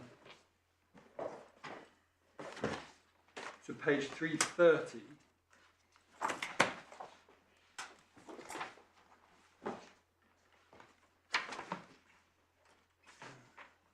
The Supreme Court said, albeit in a different context, there are sound reasons for taking account of pass-on in the calculation of damages for breach of competition law. Not only is it required by the compensatory principle, but there are also cases where there is a need to involve double recovery through claims in respect of the same overcharge by a direct purchaser and by subsequent purchasers in a chain to whom an overcharge has been passed on in whole or in part. Now, we're not dealing with overcharges, we're dealing with the price paid for forgeries, but the same logic applies and undermines the judge's answer. And we say that reveals the problem with the approach here of excluding as collateral the receipts, in particular, from ANZ.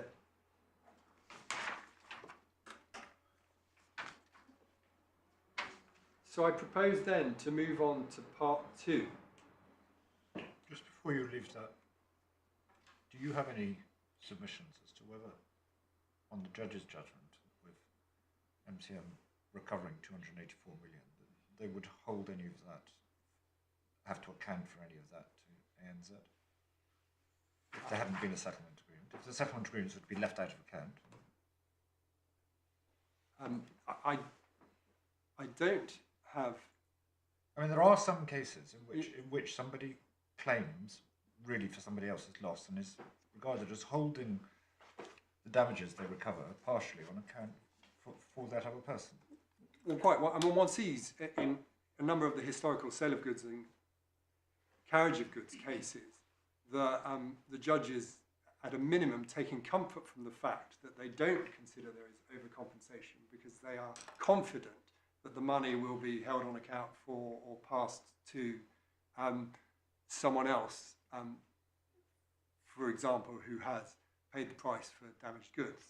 And one also sees a similar reasoning where they say the insurers are carrying this anyway, and therefore there's an unreal aspect to the submission. But it does go a bit further than that because, for example, in the bailment cases, there is a liability to account to the bailor if it is the bailee who sues and recovers the damages. So I think my Lord's question needs to be addressed in that way as well as the way you're answering it. Well, it has to be taken then in stages. Pre and post settlement agreement. Prior to the settlement agreement, the situation, if one assumes that there had been an immediate judgment against the fraudsters for $284 million and that money was then received back by MCM,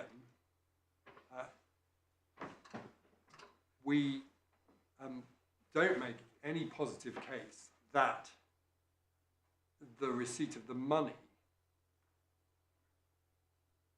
would itself have grounded a liability, but we'll hear what my learned friend says, and I'll reflect more on that. What we do say is that there was, even prior to that, theoretically immediate judgment at a liability to ANZ, which is the loss. And that liability to ANZ would remain the inquiry insofar as ANZ wished to have a further string to its bow, then at that stage it's possible that ANZ could say, let's put the terms of the contract to one side because this is all part of a single transaction and you've now got the $284 million which you're liable to account to for us. And that would be a possible argument by ANZ. We don't think it's a necessary part of our case here. It may be one way to reflect upon our case, but I would say it just... But if that were the case, it would avoid the double recovery problem. Well, it might, but what it does at this stage is adds complication that neither party has grappled with to date.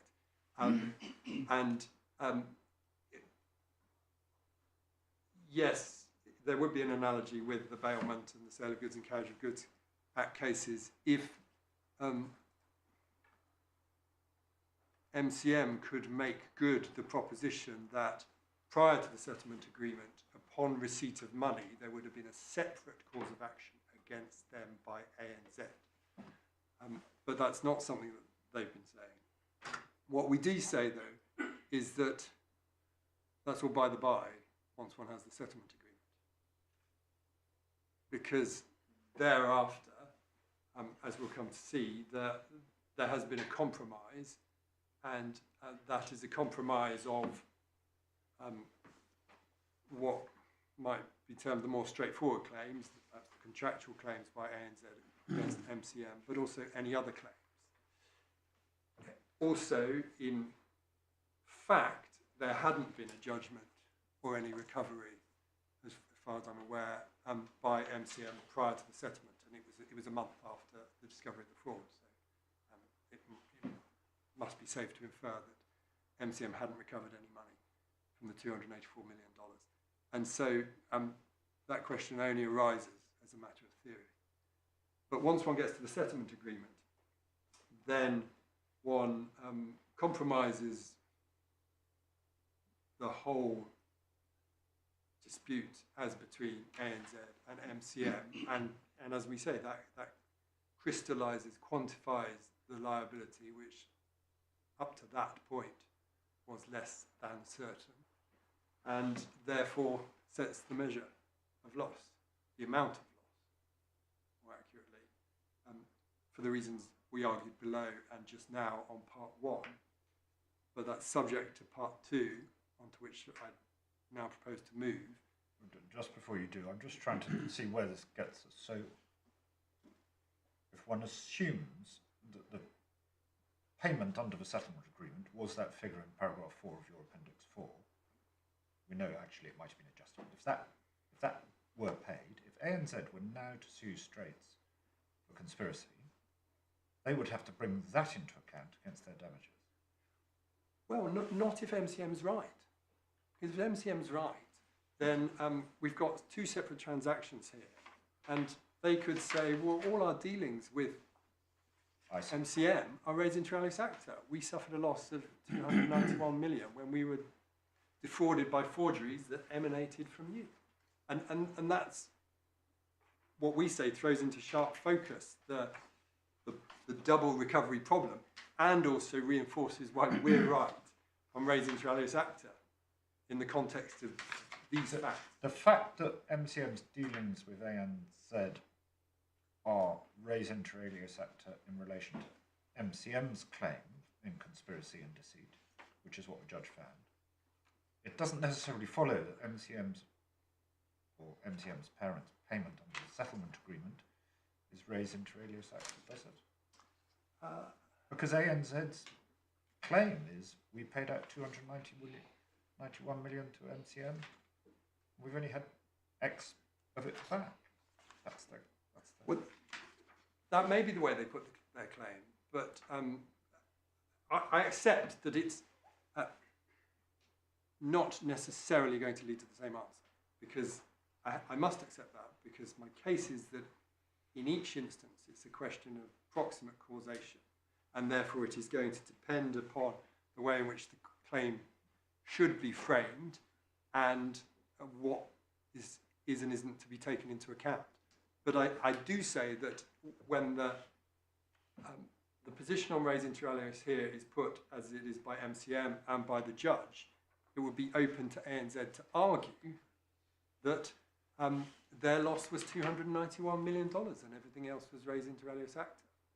And so Straits would be liable for 2 lots of the same amount of money. Well, that's the extreme risk. Of course, there is a more... You have a fallback case, which is that even if they can only cover the difference between 291 and X, that in itself gives a greater total recovery by the victims of the fraud in the amount that they have together lost. Because the difference has already been awarded Yes. to MCM by the judge. I understand. If we look at the position either before the settlement agreement or if there had been no settlement agreement, the findings in the judgment that you showed us earlier show that Straits were perfectly well aware that ANZ was the ultimate victim of the fraud, so that ANZ would have had a claim in deceit against Come Harvest and a claim in unlawful means conspiracy against Straits. But you say they couldn't have been, those defendants couldn't have been liable for both 284 to MCM and 291 to ANZ, because that just wouldn't make sense. And you say the reason that doesn't make sense is that it's a single pot of money in a single transaction. Yes, and I have the fallback that they couldn't be liable for 284 to MCM and also liable for the difference between 284 and the settlement figure to ANZ. It's not as extreme. That's at the second stage, isn't it? Yes. Part 2. Whilst you've been interrupted, can I, and you may want to deal with this in the course of part 2, but I was just having a quick look at the settlement agreement. Have I understood correctly that the payment obligation arises on the maturity date, which hasn't yet occurred, which is sometime in 2025? Correct. And that the payment obligation is for a delta sum reduced by various things, one of which which is dependent upon the recoveries that are made in this litigation. Is that right?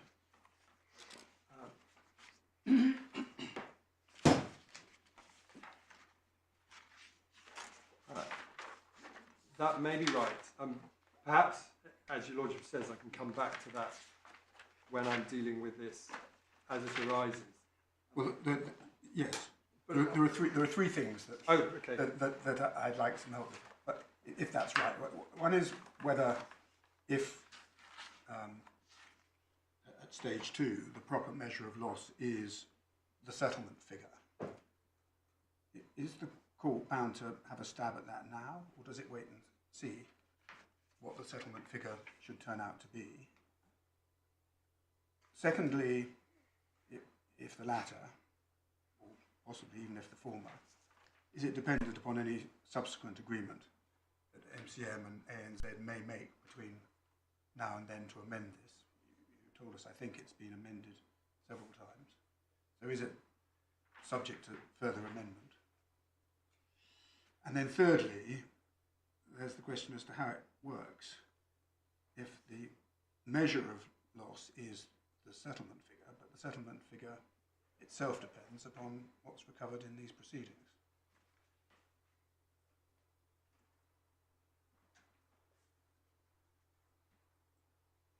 Thank you. If I may come to Yes, all those 3 points before we get to the settlement.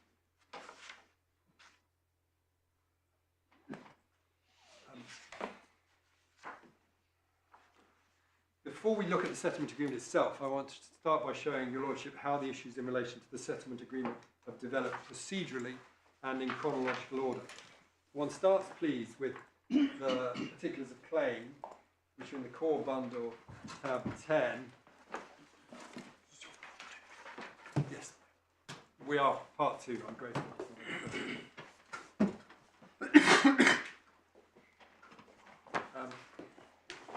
Core bundle, tab 10, re-amended particulars of claim.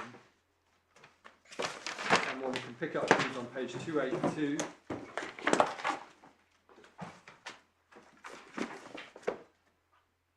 Where MCM plead their deceit losses at 65. As a consequence of the fraudulent misrepresentations, MCM was induced to pay the sum of 117 million to Come Harvest and 167 million to Megawealth. 68. MCM is entitled to claim damages for deceit as follows: the individual sums against Come Harvest and Megawealth, and then the aggregate sum against Mr. Cow and Genesis. 69. MCM has also suffered consequential losses as a result of the deceit, and further particularise these in due course. 69.1, liability to ANZ Group Limited, and or to EDNF Man Holdings Limited, MCM's parent company, in connection with back-to-back sale and purchase transactions, which the relevant defendants knew MCM would enter into in connection with the purchase contracts and sale contracts referred to above. So reference there to much of what we've been talking about in terms of ANZ, but also a curious reference to liability to parent company, which has never been developed. Straits defence is at, before we go there, sorry, strictly on unlawful means conspiracy, one has to look at page 291.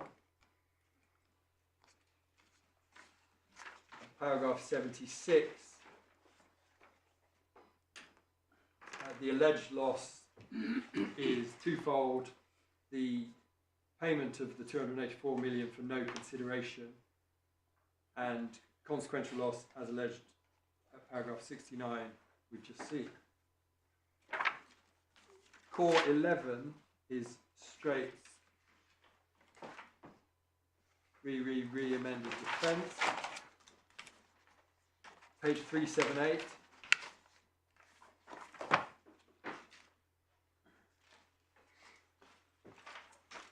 Paragraph 43, paragraph 76 is beyond Straits' knowledge and not admitted, save that it is denied that Straits is liable for the alleged or any loss whatsoever. So MCM was put to proof, including on its case of consequential liability to ANZ and to its parent EDFM. Post pleadings, there then arose two case management documents which we say clearly put in issue MCM's liability to ANZ. The first is Supplemental Bundle tab 11, please.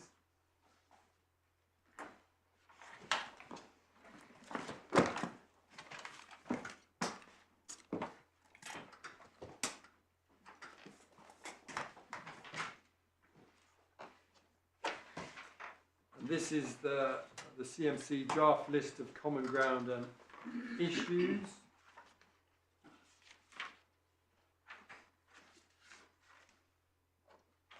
And if we turn please onto page 82, we see that in relation to relief, if deceit, unlawful means conspiracy or procuring breach of contract is established, what, if any, loss has C suffered as a result?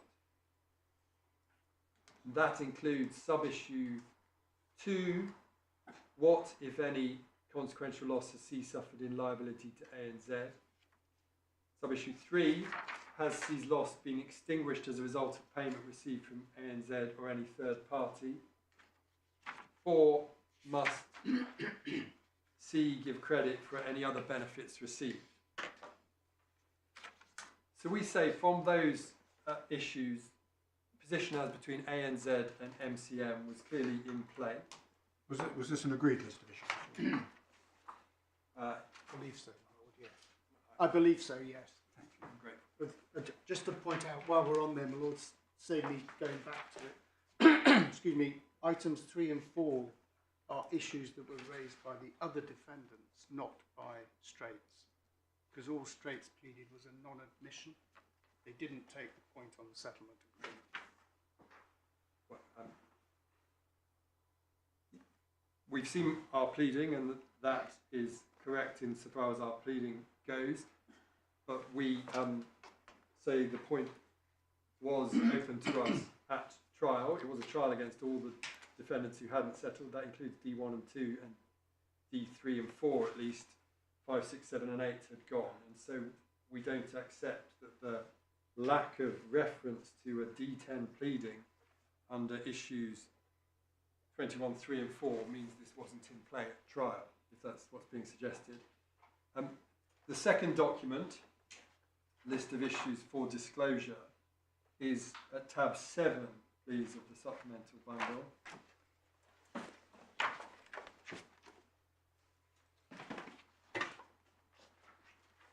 And this is the list of disclosure issues pursuant to the CMC. It may have been agreed, or it may be that the relevant issue was as ordered if there was a dispute. But one way or another, it was the operative document in relation to issues for disclosure. Page 72, please, paragraph 24. Disclosure was specifically required from MCM on the issue. To what extent, if at all, has C's loss diminished as a result of its dealings with ANZCT and any other third party? MCM then disclosed the redacted settlement agreement, which your lordships have seen. It's more redactions than not. There followed correspondence on those redactions before the trial, which is in supplemental bundle tab 15, please.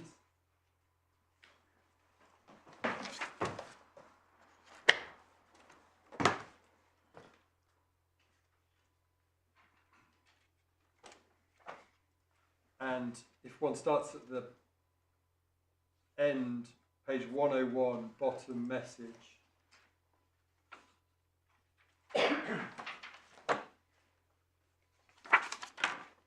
Reed Smith for Straits. Dear sirs, we refer to the attached document. We note the document is referred to at paragraph 18 of your client's skeleton argument for the PTR. key operative provisions of the agreement are redacted. Those provisions are very likely of central relevance to the question of quantum of your client's alleged loss, and indeed to the question of whether any loss was sustained at all. Further, we note that clause 18.2c permits disclosure for the purpose of or required in connection with any court action or proceedings directly or indirectly arising out of or in connection with any action taken pursuant to clauses 9 and 10. As the present proceedings clearly fall within clauses 9 and 10, and there has been a court order requiring disclosure, there is no basis to claim that the redacted parts are covered by the confidentiality clause. The documents should not have been redacted and must now be disclosed in unredacted form. An unredacted version was not forthcoming. Instead, on page 96, one sees the response for MCM, which was to impose detailed, or to seek to impose, a detailed set of confidentiality restrictions, items 1 to 11 on page 97. So paragraphs 1 and 2, it was only to be available in hard copy. Anyone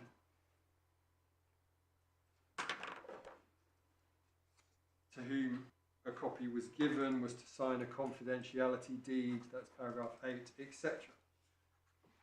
And while this correspondence continued, MCM served its trial skeleton.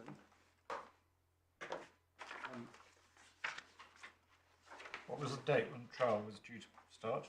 The 11th of October. So that's the 17th of September that those conditions were set out. We then moved to the claimant's skeleton argument for trial, which is the 24th of September, a week later. And we have that tab 13, please.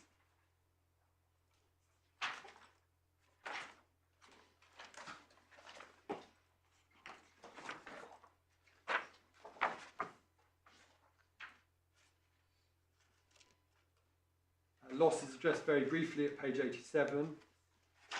Reference is made to the redacted settlement agreement that had been put in the trial bundles before a headline submission that dealings with ANZ were raised inter alios acta.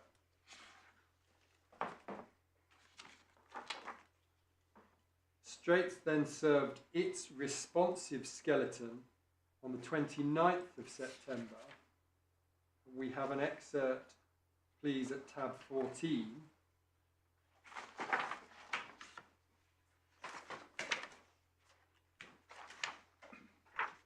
Page 90, MCM must prove its loss.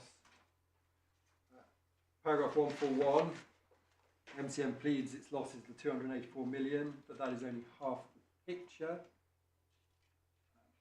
And above that, 140, it is an ingredient of the cause of action that MCM prove its loss. At 142.2, we recorded that MCM has so far only disclosed a redacted version of the settlement agreement. So that's at the trial skeleton. At 143, we argue that MCM did not suffer any direct loss parking the settlement agreement. It made a profit of 7 million. MCM ought to be relying on its liabilities to ANZ as the starting point for its loss, yet has failed to provide the unredacted version of its settlement. In such circumstances, MCM has failed to prove its loss. All the more so when it also failed to give credit for A, its profits, and B, settlement sums from other defendants. So that was the position after exchange of skeletons. If one then goes back to the correspondence at tab 15, please. The first message on page 93 is on Saturday the 9th of October, after the pre-weeding week and with oral openings to start on Monday the 11th of October. MCM finally relented and dropped all its confidentiality demands and an unredacted version was disclosed, although the payment amount was still obscured at that point. So Straits was in no position to review in full. When it says the payment amount was still obscured, is that simply the figure, or does that include the whole of the clause saying there be various deductions? From recollection, it was the figure, and the figure was then provided to us Yes. when the hearing began. So as such, Straits was in no position to review in full the settlement agreement until the eve of the trial, and was still not being told the payment amount at what, as your lordships will appreciate, was a busy time with a 5-week trial starting on the Monday. Most importantly, Straits was in no position to plead anything beyond that which it did plead to put MCM to proof. The CMC documents we've seen made clear that the dealings with ANZ were in play, and the question of whether any loss was proven. But MCM had chosen, and continued to choose, to focus exclusively on its primary case, that those matters were irrelevant, res inter alios act. Just while we're on the history, am I right in thinking that the redacted version that had been originally disclosed did include the payment provision which made clear that it was EDF Man Holdings which was making... It does have the clause 4.18, and I'll come back to the significance of that. Thank you. But it ties, I mean, taking that now, that ties into a point MCM made, which is that the redactions are a red herring, because one can always see clause 4.18. And we say that's misplaced. One cannot know what is behind pages and pages of redactions until they are removed. Agreements are construed as a whole, and it was not for Straits to guess what was behind the redactions and run a speculative positive case in its pleadings. Even if unintentionally, the redactions and the unjustified reliance on confidentiality created this inequality of arms with Straits and the other defendants at a disadvantage as to what had gone on as between MCM and ANZ, notwithstanding the CMC list of issues and list of issues for disclosure. So what we say is it doesn't lie easily in MCM's mouth to say that Straits should have pleaded a detailed case depending upon the limited aspects of a redacted document that could be seen.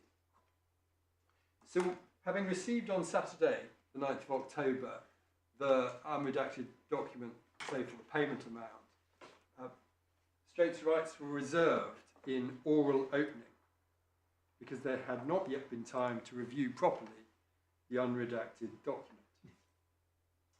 For that, please, tab 16 of the supplemental bundle.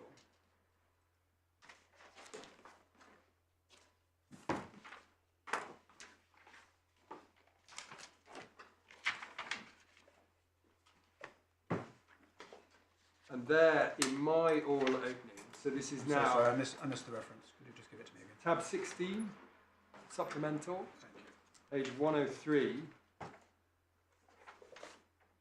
This is day 3 of the trial. My oral opening, 13th October 2021. Line 18, I said the fourth requirement causing loss. Your Lordship may have seen the heavily redacted version of the MCM ANZ settlement agreement in the core bundle, where there is more that is redacted than not. Until shortly before the hearing started, that was all we'd seen. We've now been provided with a copy that only has the figure redacted. We need more time to review that.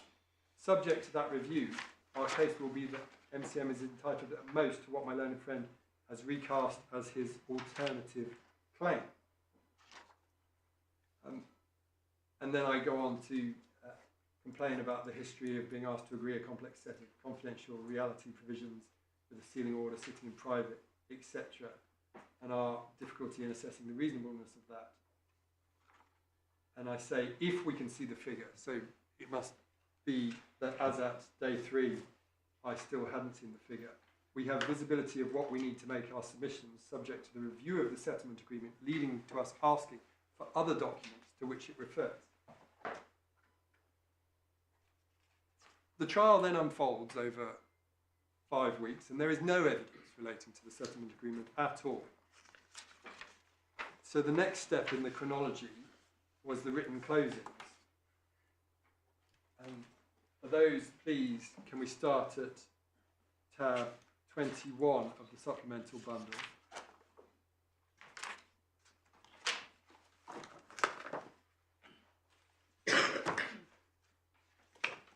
Straits annexed its confidential submissions on loss that I've handed up. We see that on page 145.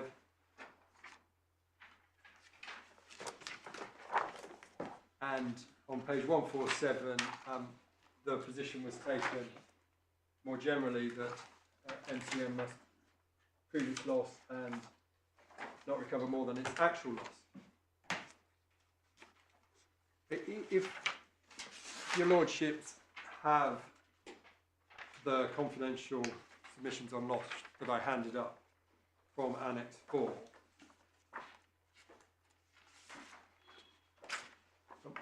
what one sees from paragraph 3 over the page is that, having referred to some figures, we said clause 3.1 then contains a mutual release, i.e. ANZ released MCM from liability pursuant to clause 4.1. That release was in consideration for MCM agreeing to pay ANZ the payment amount.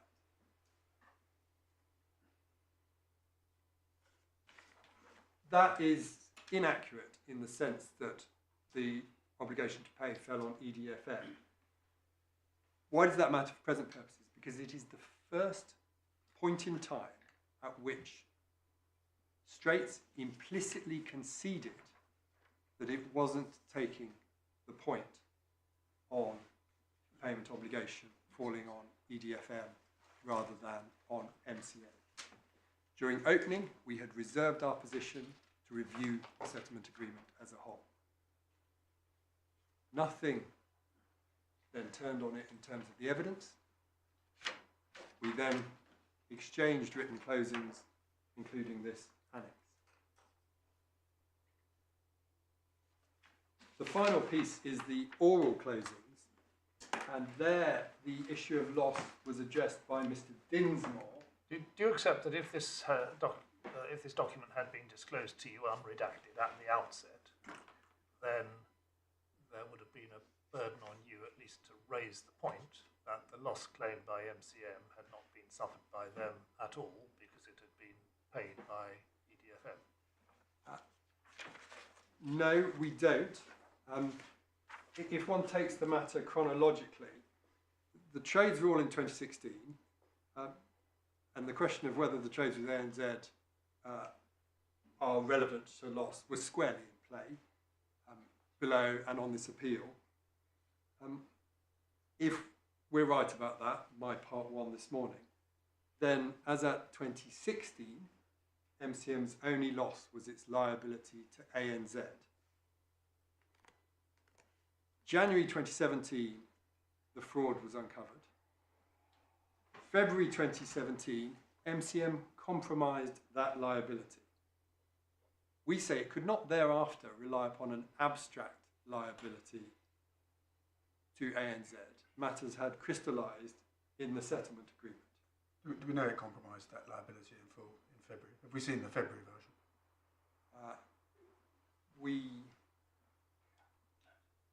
I'm told we have. It's never been suggested that the later amendments were substantial. There were amendments this year that we learnt about on Friday. So the piece is still moving. But I'll come back to that. Assuming my favour, unless we're told otherwise, please, by MCM, that the compromise, for example, the payment amount, looked as it does now in February 2017. Thereafter, for the purposes of this question, whatever that figure was, MCM could not rely upon an abstract liability to ANZ because the matters had crystallised by the settlement agreement, whatever it said in February 2017. The claim was not advanced until December 2017, and one can see that in the core bundle at tab 10, it's the issue date on the claim form. My clients were then joined a year later, November 2018. So, but as at December 2017, when MCM advanced the claim, if we're right on res inter alia acta, then the particulars of claim from that moment onwards should have been framed by reference to MCM's liability to ANZ. And that would then have framed, from the particulars of claim onwards, the question of whether MCM did indeed have any liability under the settlement agreement. The settlement agreement would have been not Well, just... I asked my question about what the position would have been if you had had an unredacted version from the outset, because there's a danger, isn't there? If you don't say anything about the fact that although it's the MCM advancing the claim, there's a clause there which says that it's EDFM, that begins to look like trial by ambush, when MCM may have answers to the point, but they don't get the opportunity to adduce evidence which would give those answers because you haven't taken the point. So I'm just trying to explore how that would have arisen, but for the fact that you had this late disclosure. Well, I'll come on to the former point. If that's a relevant analysis, then one can then look again to see, well, what difference does it make that you only had the document on the eve of trial? Well, before I go back to the former point, we do say that the boot is on the other foot in terms of the ambush, because one has to see the agreement as a whole, and it was redacted until the Saturday before trial. But the redactions did not obscure the fact that the payment was a payment to be made by EDF Man Holdings. That was always there in the redacted version that you'd had for a good while before trial. It was, and I'm going to come back to that, because I say that one cannot look at that in isolation without reference to the redaction. But just coming back to my chronology, what we say is that they should, we're looking at a counterfactual, and what they should have done is framed the claim in December 2017 by reference to the liability, if we're right on res inter alia acta, and it's not collateral. And had they done so, this document would then have become a core document. It would have been in the initial disclosure. It would have been one of the handful of documents to be provided with the particulars of claim. And we do say then that the claim should have been framed by reference to the document. And in those circumstances, we accept that there would not be any excuse for the lateness of the point I'm seeking to take for the first time today. But that is a very different scenario from what in fact unfolded. Because what in fact unfolded, as was seen, is that we only had the redacted document until Saturday the 9th of October. So we don't accept that it was strictly necessary for Straits to plead anything here, because we say it's a question of how MCM should have been framing its loss.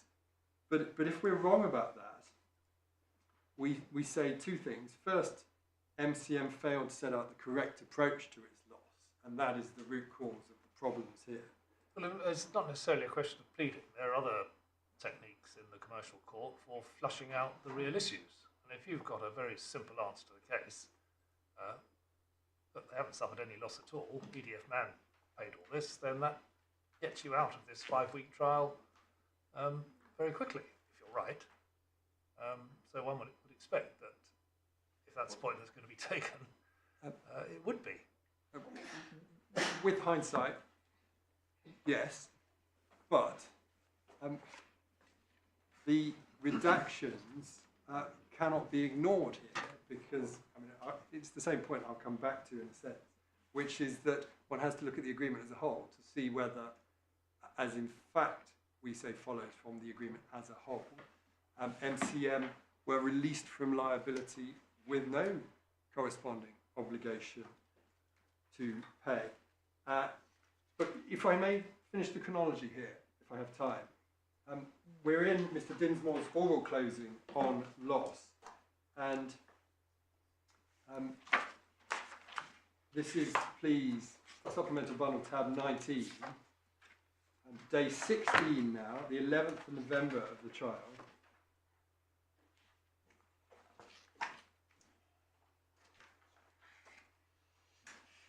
And the settlement agreement was then mentioned by Mr Dinsmore, page 122, lines 8 to 10. This will be the first time that we have looked at the settlement agreement. Does your lordship have an unredacted version in your bundle? One then didn't have time for it to be dealt with on day 16, so it went over to day 17, the final day of the trial, final hearing day of the trial. And one has that at tab 20, please. And if one then turns, please, to page 127, at the bottom of the page, when addressing the settlement agreement provisions, line 24, EDFM, Mr Dinsmore says, which is the holding company. Your lordship will be aware we don't take a point on the distinction between the holding company and MCF, neither in relation to clause 4.1 nor here. So for these purposes, we are happy to accept that that can be read as MCF. It's important to show you that because we accept that was an explicit concession. But what we do say is that that is the first time that any such explicit concession have been made. And before that, there was at most the implicit concession in the Annex 4 confidential submissions on loss. There is one final step, if I may, which is that last Friday, the 9th December 2022, at 16:14, MCM provided by way of disclosure an amended version of the settlement agreement with ANZ. And that is the version which I handed up earlier today. As may have been noticed on the front page, it was amended most recently on the 31st of March 2022. And so, to try and avoid complication, we've provided that version. The amendments don't seem to be material. That having been said, the maturity date is one of the items that has been amended. Before that, there was a more detailed definition of maturity date, which tied into other definitions rather than a simple calendar date, as one now sees. So the concession was made in closing argument after the closure of evidence. And we do say the trial would not have been conducted any differently if the point we are seeking to argue now had been argued in closing submissions below, as we say it could have been. We also say the Court of Appeal are just as well placed to decide the point now as Mr Justice Calver could have been when hearing closings. So Straits' position, based on the fully cited settlement agreement, is that MCM has proven no loss. The loss was instead borne by EDFM. And I'll come back to that, if I may, as well as my applications to amend the grounds of appeal after lunch. Yes, very well. Thank you very much. 2 o'clock. Right.